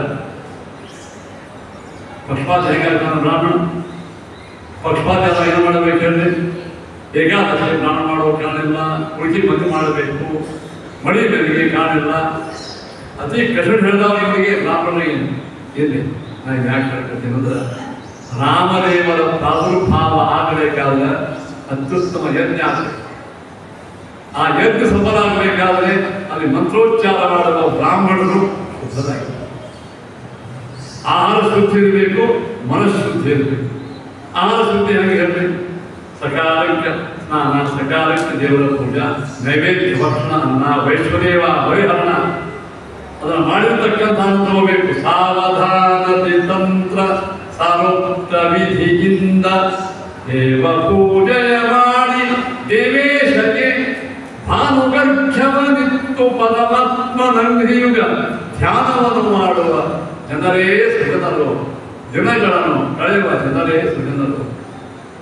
ನೋಡಿ, ಸಾವಧಾನ ತಂತ್ರ ಸಾರೋಕ್ತ ವಿಧಿಯಿಂದ ದೇವ ಪೂಜೆ ಮಾಡಿ ಇಂಥ ದಿನವನ್ನು ಕಳೆಯುವ ಜನರು ಇಷ್ಟೆಲ್ಲ ಮಾಡಿದಾಗ ಬ್ರಾಹ್ಮಣ ಅವನು ಯಜ್ಞ ಸಫಲ ಆಗ್ತದೆ. ನಾವು ಮಾಡಿದ ಪೂಜಾ, ನಾವು ಮಾಡಿದ ವೈಶ್ವದೇವ, ನಾವು ಮಾಡಿದ ದಾನ ದಕ್ಷಿಣ ಎಲ್ಲ ಸಫಲ. ಇವೇನೂ ಮಾಡದೇ ಇದ್ದಾಗ ಅದರ ಅರ್ಥ ಈ ಯಜ್ಞ ಸಫಲ ಯಾಕಾಯಿತು? 1 ವರ್ಷದ ತನಕ ಸರಿಯು ದಂಡಿನ ನಿಂತುಕೊಂಡು ನೂರಾರು ಸಾವಿರಾರು ಬ್ರಾಹ್ಮಣರು ಏಕ ವ್ರತವನ್ನು ಮಾಡ್ತಾ ಕುತ್ಕೊಂಡಾಗ ಯಜ್ಞ ಸಫಲ ಆಯಿತು. ಯಜ್ಞ ಸಫಲ ಆದಕೊಂಡೆ ಮೊದಲೇ ಫಲ ಆದ ನಂತರ ಪಾಯಸ ಪ್ರಾಪ್ತಿ ಆಯಿತು. ಆ ಪರಮಾತ್ಮನು ಅವರ ಹೆಣ್ಣು ಮಕ್ಕಳ ಗರ್ಭದಲ್ಲಿ ಬರ್ತಾನೆ. ಏನು ಗೊತ್ತಾಗ್ತದೆ ಅಂದ್ರೆ ಯಜ್ಞ ಸುಳ್ಳಲ್ಲ. ಮಧ್ವಾಚಾರ್ಯ ರಾಜ ಪ್ರಶ್ನೆ ಮಾಡಿ, ನಿಮ್ಮ ವೇದೊಳಗೆ ಹೇಳ್ತಾರೆ ಈ ಸೂಕ್ತ ಅಂದ್ರೆ ಮಳೆ ಆಗ್ತದೆ, ಬೆಳೆ ಬರ್ತದೆ. ನಾವು ಸೂಕ್ತ ಯಜ್ಞ ಮಾಡುತ್ತೀವಿ, ಬ್ರಾಹ್ಮಣರು ಬಂದು ಮಾಡ್ತಾರೆ, ಏನು ಆಗಿಲ್ಲ, ಫಲ ಸಿಕ್ಕಿಲ್ಲ. ಅದಕ್ಕೆ ವೇದವು ಸುಳ್ಳದು. ಕೇರಳದೊಳಗೆ ಮಧ್ವಾಚಾರ್ಯರು ಸಂಚಾರ ಮಾಡಿಬಿಟ್ರೆ ಒಬ್ಬ ಆಮೇಲೆ ಹೇಳಿ ರಾಜ ಹೇಳ, ಆಚಾರ್ಯ ಹೇಳಿದ್ರು, ನೋಡಪ್ಪ ಈ ಔಷಧ ತಗೊಂಡ್ರೆ ನಿಶ್ಚಿತವಾಗಿ ನಿಮಗೆ ರೋಗ ಎಲ್ಲ ಪರಿಹಾರ ಆಗ್ತದೆ. ಡಾಕ್ಟರ್ ಕೊಡ್ತಾರೆ, ಆ ಔಷಧ ತಗೊಂಡಾಗ ರೋಗ ಪರಿಹಾರ ಆಗ್ತದೆ. ಮುಂಚೆ ಆಗಿಲ್ಲ, ಕೆಲವರಿಗೆ ಆಗಿಲ್ಲ. ಯಾಕಾಗಿಲ್ಲ? ಡಾಕ್ಟರ್ ತಪ್ಪ, ಔಷಧ ತಪ್ಪ, ಯಾಕೆ ತಪ್ಪ? ಅವನು ಪೇಷಂಟ್ಗೆ ಹೋಗಿ ಕೇಳಿದಾಗ ಪೇಷಂಟ್ ಏನು ಹೇಳ್ತಾರೆ, ಔಷಧ ತಗೊಂಡಿದ್ರಿ, ಪಥ್ಯ ಮಾಡಿಲ್ಲ, ಗುಳಿಗೆ ತಗೊಂಡಿನು, ಅದಕ್ಕೆ ಕಳೆದ ಪೊಂಡ ತಿಂದೀನು, ಜಮ್ ಹೆಂಗೆ ಹೋಗ್ಬೇಕು? ಹೌದು, ಸಾಮಾನ್ಯ ಒಂದು ಕೊಟ್ಟ ಔಷಧವೇ ಪಥ್ಯ ಮಾಡದೇ ಇದ್ದರೆ ಆ ಔಷಧ ಹೆಂಗ ವ್ಯರ್ಥ ಆಗ್ತದೆ. ಬ್ರಾಹ್ಮಣರು ಪಥ್ಯ ಅಂದ್ರೆ ಏನು? ಸಕಾಲಕ್ಕೆ ಸ್ನಾನ, ಅಭಕ್ಷ್ಯ ಭೋಜ್ಯ, ಅಪೇಯ ಪಾನ, ಅಗಮ್ಯ ಗಮನ ಇದೆಂದೂ ಮಾಡಬಾರದು. ಶಿಕ್ಷಕರೇ ತಿನ್ನೋದು, ಶಿಕ್ಷಕರು ತಿನ್ನೋದು. ಅದ ಕಾರಣ ನಾನು ಮ್ಯಾಗ ಹೇಳ್ತಿರ್ತೇನೆ, ಎಚ್ಚತ್ತು ಇರು ಕಂಡ್ಯಾಮನವೇ ನಮ್ಮ ಅಚ್ಯುತಾನಂಗ್ರಿಯ ನೆನೆ ಕಂಡ್ಯಾಮನವೇ, ಎಚ್ಚತ್ತು ಇರು ಕಂಡ್ಯಾಮನವೇ, ಹಾಳು ಹರಟೆಗೆ ಹೋಗಬೇಡ, ಕಂಡ ಕೂಳಗಳ ತಿಂದು ನೀ ಒಳನರಿಯ ಬ್ಯಾಡ, ದಾರಿದ್ರ್ಯಕ್ಕೆ ಮನಸೋದ ಬ್ಯಾಡ, ಅದಿದೆ ನೋಡಿ. ಅಲ್ಲಿ ಚಂದ್ರ ಹೇಳ ಏನಂತಂದ್ರ, ನೀನು ಹಾಳು ಹರಟೆಗೆ ಹೋಗಬೇಡ. ಹಾಳು ಹರಟೆ ಹೊಡೆದು ಅದೇ ಯಾವ ಮಂದಿ ನಿಂದ ಮಾಡ್ಕೊಂಡು ಕೊಡೋದು, ಇದೆಲ್ಲ ಯಾವಾಗ ಬರ್ತದೆ ಹೇಳ್ರಿ? ಕಂಡ ಕೂಳಗಳ ತಿರುವುದಕ್ಕೆ ಬರ್ತದೆ. ನೈವೇದ್ಯವನ್ನು ಮಾಡದೆ ಅನ್ನ ತಿಂದು ಕತ್ರಿ ಅಂದ್ರೆ ಹರಡು ಶುರುವಾಯ್ತು, ಯಾರ್ಯಾರು ಬಯಲು ಶುರುವಾಯ್ತು. ಹಸಿತ ಮಣ್ಣ ತೇಹಾಭವ, ನಾನು 3 ಭಾಗ ಆಗ್ತದೆ. ಸ್ಥೂಲ ಭಾಗ, ಅತಿ ಸ್ಥೂಲ ಅದು ಮಲಮೂತ್ರದಲ್ಲಿ ಹೋಗ್ತದೆ. ಮಧ್ಯ ಭಾಗ ರಕ್ತ ಮಾಂಸಾದಿಗಳಾಗ್ತದೆ. ಅತೀ ಎಸೆನ್ಸಿಯಲ್ ಸೂಕ್ಷ್ಮ ಭಾಗ ಮನಸ್ಸಾಗ್ತದೆ. ಅನ್ನ ನಮ್ಮ ಮನಸ್ಸು ತೆರಗುದೇ ಅನ್ನದಿಂದ. ಆ ಅನ್ನ ಶುದ್ಧ ನೈವೇದ್ಯ, ವೈಶ್ವದೇವ ಪರಿಹರಣ. ಹಿಂದಿನೆಲ್ಲ ಜನರ ಮನಸ್ಸು ಯಾಕೆ ಶುದ್ಧ ಇತ್ತು ಅಂತ ಹೇಳಿದ್ರೆ, ಪ್ರತಿನಿತ್ಯವಾಗಿ ಪ್ರಾಣ ಹೋದರೂ ಅಡ್ಡಿ ಇಲ್ಲ, ಏಕಾದಶಿ ಬಿಡ್ತಿದ್ದಿಲ್ಲ, ಸಂಧ್ಯಾವನ ಬಿಡ್ತಿದ್ದಿಲ್ಲ, ದೇವರ ಪೂಜಾ ಬಿಡ್ತಿದ್ದಿಲ್ಲ, ನೈವೇದ್ಯ ಬಿಡ್ತಿದ್ದಿಲ್ರಿ. ಮನಸ್ಸು ಶುದ್ಧ ಇರ್ತಿತ್ತು. ಅವರು ದಾರಿದ್ರ್ಯ ಇರಬಹುದು ಅವ್ರಿಗೆಲ್ಲರಿಗೂ, ಆದರೆ ಮನಸ್ಸು ಬಹಳ ಸ್ವಚ್ಛ. ಆದ್ದರಿಂದ ಏನು ತೋರಿಸ್ಕೊಡ್ತಾರೆ ಹೇಳ್ರಿ? ಅತ್ಯುತ್ತಮವಾಗಿರ್ತಕ್ಕಂತಹ ಮನಸ್ಸು ಆಗಬೇಕಾದ್ರೆ ಶುದ್ಧ ಆಗಬೇಕು, ಶುದ್ಧ ಆಗಿರಬೇಕು. ಎಲ್ಲಿ ಇರ್ತಕ್ಕಂತಹ ಬ್ರಾಹ್ಮಣ ಶುದ್ಧ ಆಹಾರಗಳಾಗಿದ್ದಂತೆ ಆ ಯಜ್ಞ ಶುದ್ಧ ಆಯಿತು. ಯಜ್ಞ ಶುದ್ಧ ಆದರೆ ಫಲ ಶುದ್ಧ ಬಂತು. ಪಾಯಸ ಪ್ರಾಪ್ತಿ ತಾನಾಗಿ ಆಗಿದೆ. ಆ ಪಾಯಸ ಪ್ರಾಪ್ತಿ ನೋಡಿ ಮಂದಿಗೆಲ್ಲ ಆಶ್ಚರ್ಯ. ಇದು ತ್ರೇತಾಯುಗದೊಳಗೆ ಎಲ್ಲರಿಗೂ ಈ ಫಲ ಆಗಿಲ್ಲ, ಆಶ್ಚರ್ಯ. ಯಜ್ಞ ಕುಟುಂಬದಿಂದ ಒಬ್ಬ ವ್ಯಕ್ತಿ ಬಂದು ಪಾಯಸ ಕೊಟ್ಟು ಹೋಗ್ತಾನಂದ್ರೆ ಆ ಯಜ್ಞ ಸಫಲ ಆಯ್ತು, ಸಫಲ. ಆನಂದ ಆಯಿತು. ಆ ಮೂರು ಪತ್ನಿಯರು ಗರ್ಭಿಣಿಯರಾದ ದಶರಥ ಸಂತೋಷ ಆಯಿತು, ವಶಿಷ್ಠರಿಗೆ ಸಂತೋಷ ಆಯಿತು. ಆವಾಗ ಋಷ್ಯಶೃಂಗನಿಗೆ ದಕ್ಷಿಣೆ ಕೊಡ್ತಾರೆ.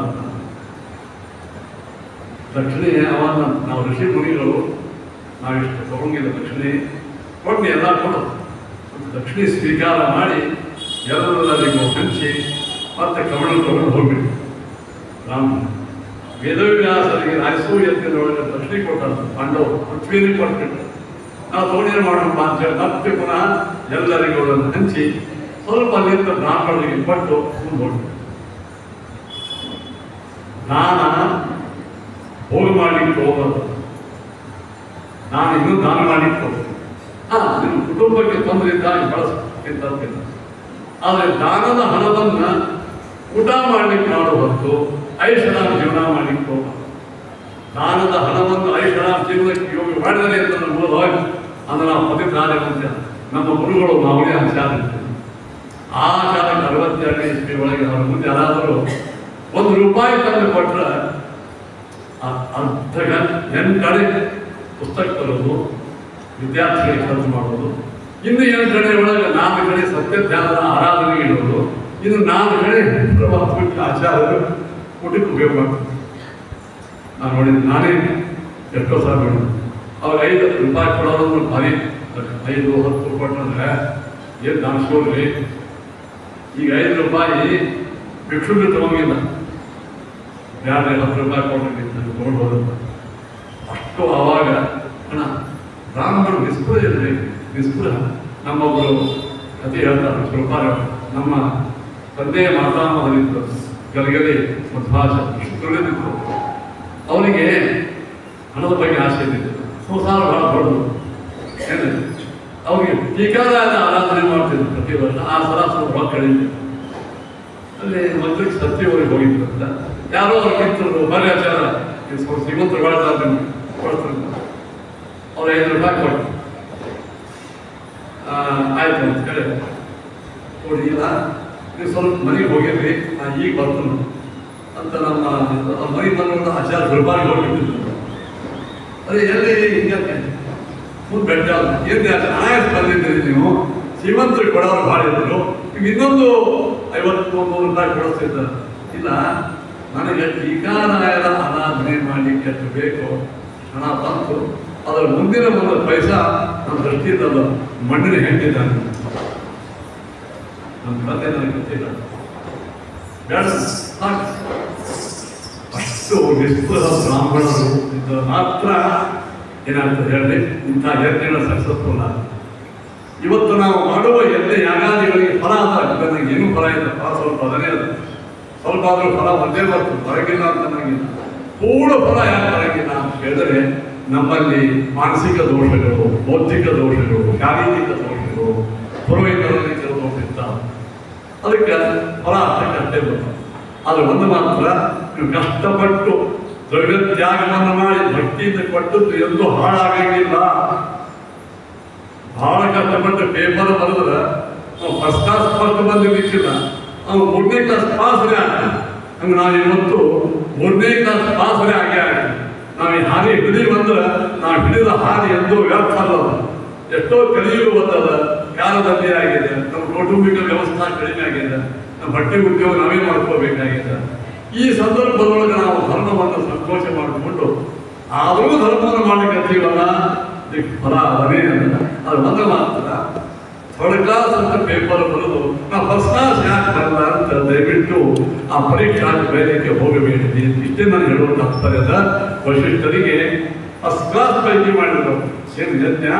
ಆ ಯಜ್ಞದೊಳಗೆ ಅವರು ಗರ್ಭಿಣಿ ಸ್ತ್ರೀಯರು ಅವರು ತುಂಬ ವಾಂಗ್ನೊಳಗೆ ಹೇಳ್ತಾರೆ, ಅವ್ರು ಹೆಂಗಾದಂತ ಚಂದ್ರನಂತೆ ಬೇಕಾಗಿತ್ತಂತೆ ಎಲ್ಲರೂ.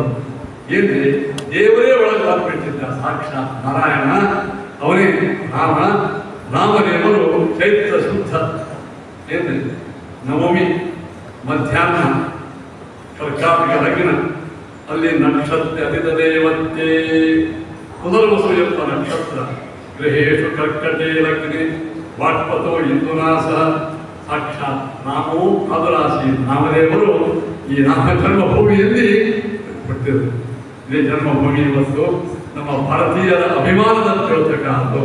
ಆ ರಾಮನ ಜನ್ಮಭೂಮಿಯಲ್ಲಿ ಪಡಿಬೇಕು ಅಂತ ಎಷ್ಟು ಮಂದಿ ತಿಳ್ಕೊಂಡಾರೆ. ಆ ಹೋರಾಟಗಳು ಎಷ್ಟು ಹಿಂದೂಗಳು ರಕ್ತವನ್ನು ಚೆಲ್ಲಾರೆ. ನಾವೆಲ್ಲ ನಮಸ್ಕಾರ ಮಾಡಬೇಕು. ಬರೀ ಆ ಮೂರ್ತಿಗೆ ನಾನು ಹಿಂದೆ ಹೋಗ್ಬೇಕು. ನೂರಾರು ಮಂದಿ ಆ ದುಷ್ಟರ ಗುಂಡಿಗೆ ಬಲಿಯಾಗಿ ತಮ್ಮ ರಕ್ತವನ್ನು ಹಾಕಿದ್ದಾರೆ. ಭವ್ಯ ಮಂದಿರಾಗಿದೆ ಇವತ್ತು ರಾಮನ ಜನ್ಮಭೂಮಿ. ಇವತ್ತು ಹಿಂದೂಗಳ ಕೈಯೊಳಗದ ನಂತರ ನಮ್ಮೆಲ್ಲರಿಗೂ ಮಹಾ ಅಭಿಮಾನ. ಅದಕ್ಕೆ ಬಲಿದಾನವನ್ನು ಮಾಡಿದ ಮಹಾಜ್ಞಾನಿಗಳಿಗೆ ಇವತ್ತು ನಾನು ರಾಮಾಯಣದ ಪುಣ್ಯವನ್ನು ತೋಡ್ಕೊಡ್ತೇನೆ ಅವರಿಗೆ. ಯಾಕೆಂದರೆ ಆ ಎಲ್ಲರೂ ಅವತ್ತ ಅಲ್ಲಿ ಬಿಟ್ಟಾದ ರಕ್ತದಾನವನ್ನು ಮಾಡಿದ್ದಕ್ಕಾಗಿ ಇವತ್ತು ನಾವು ನಿರ್ವಿಘ್ನವಾಗಿ ರಾಮಾಯಣ ಹೇಳುವ ಪ್ರಸಂಗ ತಂದಿದ್ದೇವೆ. ಆ ಜಾಗದೊಳಗೆ ಇನ್ನೊಂದೇನೋ ಆಗಿತ್ತಂದ್ರೆ ಇನ್ನೊಂದು ಪಾಕಿಸ್ತಾನ ಆಗ್ತಿತ್ತು. ಇದು ಅಯೋಧ್ಯ ಹೆಂಗ ಕೈಲಾಸ ಮಾನಸ ಪರ್ವತ ಬೇರೆ ಬೇರೆ ಹೋಗಿದ್ದಾರೆ. ಇವತ್ತು ಸಿಂಧೂ ನದಿ ಹೋಗ್ಯದ. ಅಯೋಧ್ಯೆಯು ಇನ್ನೊಬ್ಬರ ಕೈಯಾಗ ಹೋಗ್ತಿತ್ತು. ಆ ಅಯೋಧ್ಯೆ ನಮ್ಮದಂತೆ ಮಾಡಿದ ಇನ್ನೆಲ್ಲ ರಾಜಕೀಯ ಮುಖ್ಯ ಪುರುಷರಿಗೂ ರಾಜಕೀಯ ನಮ್ಮ ದೇಶದ ಮುಖ್ಯ ಪ್ರಧಾನಿಯವರಿಗೂ ಇನ್ನೊಮ್ಮೆ ಅಭಿನಂದನೆ ಸಲ್ಲಿಸ್ತಾ ರಾಮ ಜನ್ಮಭೂಮಿಯಲ್ಲಿ ರಾಮನ ಜನ್ಮೋತ್ಸವವನ್ನು ಹೇಳುವ ಭಾಗ್ಯ ಕೇಳುವ ಭಾಗ್ಯ ನಮಗೆಲ್ಲ ಬಂದದಂದ್ರೆ ಇದಕ್ಕಿಂತ ದೀಪಾವಳಿ ಆದದ ಹೇಳಿ, ಇದಕ್ಕಿಂತ ದಸರಾ ಆದದ ಹೇಳಿದ್ರು. ಅಯೋಧ್ಯ ರಾಮನ ಜನ್ಮಭೂಮಿ, ರಾಮನ ಜನ್ಮ ಕಥಾ, ರಾಮಾಯಣದ ವಾಕ್ಯಗಳು ಇವತ್ತು ನಾನು ಅಲ್ಲಿಗೆ ಹಚ್ಚಿವತ್ತಂದ್ರೆ ಸಕ್ಸಸ್ಫುಲ್ ಆಗ್ತದೆ ಈ ಯಾತ್ರ. ಪೈಸಾ ವಸೂಲು ಹೋಗಬೇಕಾದ ನಮ್ಮ ಜೀವನ ಅರ್ಥಕ್ಕೆ ಆಗಬೇಕು. ಇಂತಹ ಪರಮಾತ್ಮ ಅಲ್ಲಿ ಬೋಧನಾದಾಗ ಪುಷ್ಪವೃಷ್ಟಿ ಆಗಿದೆ. ಸಾಕ್ಷಾತ್ ರಾಮದೇವರು ಚತುರ್ಮುಖ ಬ್ರಹ್ಮಾದಿಗಳು ಆಕಾಶದಲ್ಲಿ ನಿಂತುಕೊಂಡು ಅವ್ಯಕ್ತರಾಗಿ ಪುಷ್ಪವೃಷ್ಟಿ ಮಾಡಿದ್ದಾರೆ. ಆಶ್ಲೇಷ ನಕ್ಷತ್ರದೊಳಗೆ ಈ ಸುಮಿತ್ರಾದೇವಿ ಲಕ್ಷ್ಮಣನಿಗೆ ಮತ್ತು ಇವರಿಗೆ ಶತ್ರುಘ್ನನಿಗೆ ಜನ್ಮ ಕೊಟ್ಟಿದ್ದಾರೆ. ಆಮೇಲೆ ಕೈಕೇಯಿ ಇದ್ದಿದ್ದು ಮುಂದಿನ ನಕ್ಷತ್ರಗಳಲ್ಲಿ ಪ್ರತಿ ಜನ್ಮ ಕೊಟ್ಟಿದ್ದಾರೆ. ಹೀಗೆ ರಾಮ ಅವನ ಪುನರ್ವಸು ನಕ್ಷತ್ರ, ಆಶ್ಲೇಷ ನಕ್ಷತ್ರ ಸಾಕ್ಷಾತ್ ಲಕ್ಷ್ಮಣ, ಮುಂದಿನ ನಕ್ಷತ್ರಗಳಲ್ಲಿ ಈ ಇವನು ಭರತ, ಶತ್ರುಘ್ನ ಇತ್ಯಾದಿ ನಕ್ಷತ್ರಗಳಾಗಿದ್ದಾರೆ. ಅಲ್ಲಿ ಕೇಚಾಪಿ ಮನುಜ ವ್ಯಾಖ್ಯಾ, ಅಲ್ಲಿ ಮನುಜ ವ್ಯಾಖ್ಯಾನ ಮಾಡಿದಾಗ ಅಯೋಧ್ಯೆಗೆ ಅಯೋಧ್ಯ ಅಲ್ಲ, ಚತುರ್ಮುಖ ಬ್ರಹ್ಮದೇವರ ಲೋಕ ಹಿಡ್ಕೊಂಡು ಎಲ್ಲಾ ಲೋಕಗಳಲ್ಲಿ ಅಲ್ಲಿ ರಾಮೋತ್ಸವ ಆಯ್ತಂತೆ. ರಾಮನವಮಿ ಇಲ್ಲಿ ಅಷ್ಟೇ ಅಲ್ಲ, ಎಲ್ಲಾ ಕಡೆ ಉತ್ಸವ ಆಯ್ತಂತೆ. ಯಾಕೆಂದರೆ ಜಗತ್ತಿನೊಳಗೆ ರಾವಣ ಎಂಬ ದುಷ್ಟ ಶಕ್ತಿಯನ್ನು ಸಂಹಾರ ಮಾಡಲಿಕ್ಕೆ ಸ್ವಯಂ ಸಾಕ್ಷಾತ್ ಪರಮಾತ್ಮ ಅವತಾರನಾಗಿದ್ದಾನೆ. ವಶಿಷ್ಠರು ಸಂತೋಷ ಅಲ್ಲಿ ಬಂದು ಋಷಸ್ವಿ ಮುನಿಗೂ ಅನಂತವಾಯಿತು. ನಮ್ಮ ಯಜ್ಞ ಸಫಲ ಆಯಿತು. ನಿಮ್ಮ ಜೀವನದ ಯಜ್ಞ ಏನು ಹೇಳ್ತೀವಿ? ಭಗವಂತನ ಸಾಕ್ಷಾತ್ಕಾರ. ಈ ಯಜ್ಞ ನಮ್ಗೆ ಏನು ತೋರಿಸ್ಕೊಡ್ತದ? ಇಲ್ಲಿ ದಶರಥ ರಾಜನ ಮನೆಯೊಳಗೆ ನಾ ಹುಟ್ಟು ನೀವ್ಯಾಗಿ ಕಣ್ಣಾಗಿ ಅಂತ ಕಥೆ ಹೇಳಿಕತ್ತೀರಿ ಅಂದ್ರೆ ಅಂದಿನ ಕಥೆ ಅಲ್ಲಪ್ಪ, ನಮ್ದು ಕಥೆ. ನಾವು ಎಲ್ಲ ದಶರಥರು. ರಾಮಾಯಣದ ಕಥೆ ನಮ್ಮನ್ನು ಹೇಳ್ತದ. ನಾವು ದಶರಥರು. ಅಂದ್ರೆ ಅದರ ರಥ ಅದರ ಓಡೋದು. ನಮ್ಮ ಇಂದ್ರಿಯಗಳು ಎಷ್ಟವ? 10 ಇಂದ್ರಿಯವೋ ಎಲ್ಲೋ? ಪಂಚ ಜ್ಞಾನೇಂದ್ರಿಯ, ಪಂಚ ಕರ್ಮೇಂದ್ರಿಯ, ಮನಸ್ಸು ಹಿಡ್ಕೊಂಡು. ಹಾಗಾದ್ರೆ ನಮ್ಮ ಇಂದ್ರಿಯಗಳು 10 ದಿಕ್ಕಿಗೆ ಓಡ್ತಿರ್ತಾವೆ. 10 ದಿಕ್ಕಿಗೆ ಓಡ್ತಿರ್ತಾವೆ. 10 ದಿಕ್ಕಿಗೆ ಓಡುವ ದಶರಥರು ಅವನಾದ ಇವತ್ತು 10 ಇಂದ್ರಿಯಗಳು ನಾವು ದಶರಥರೇ.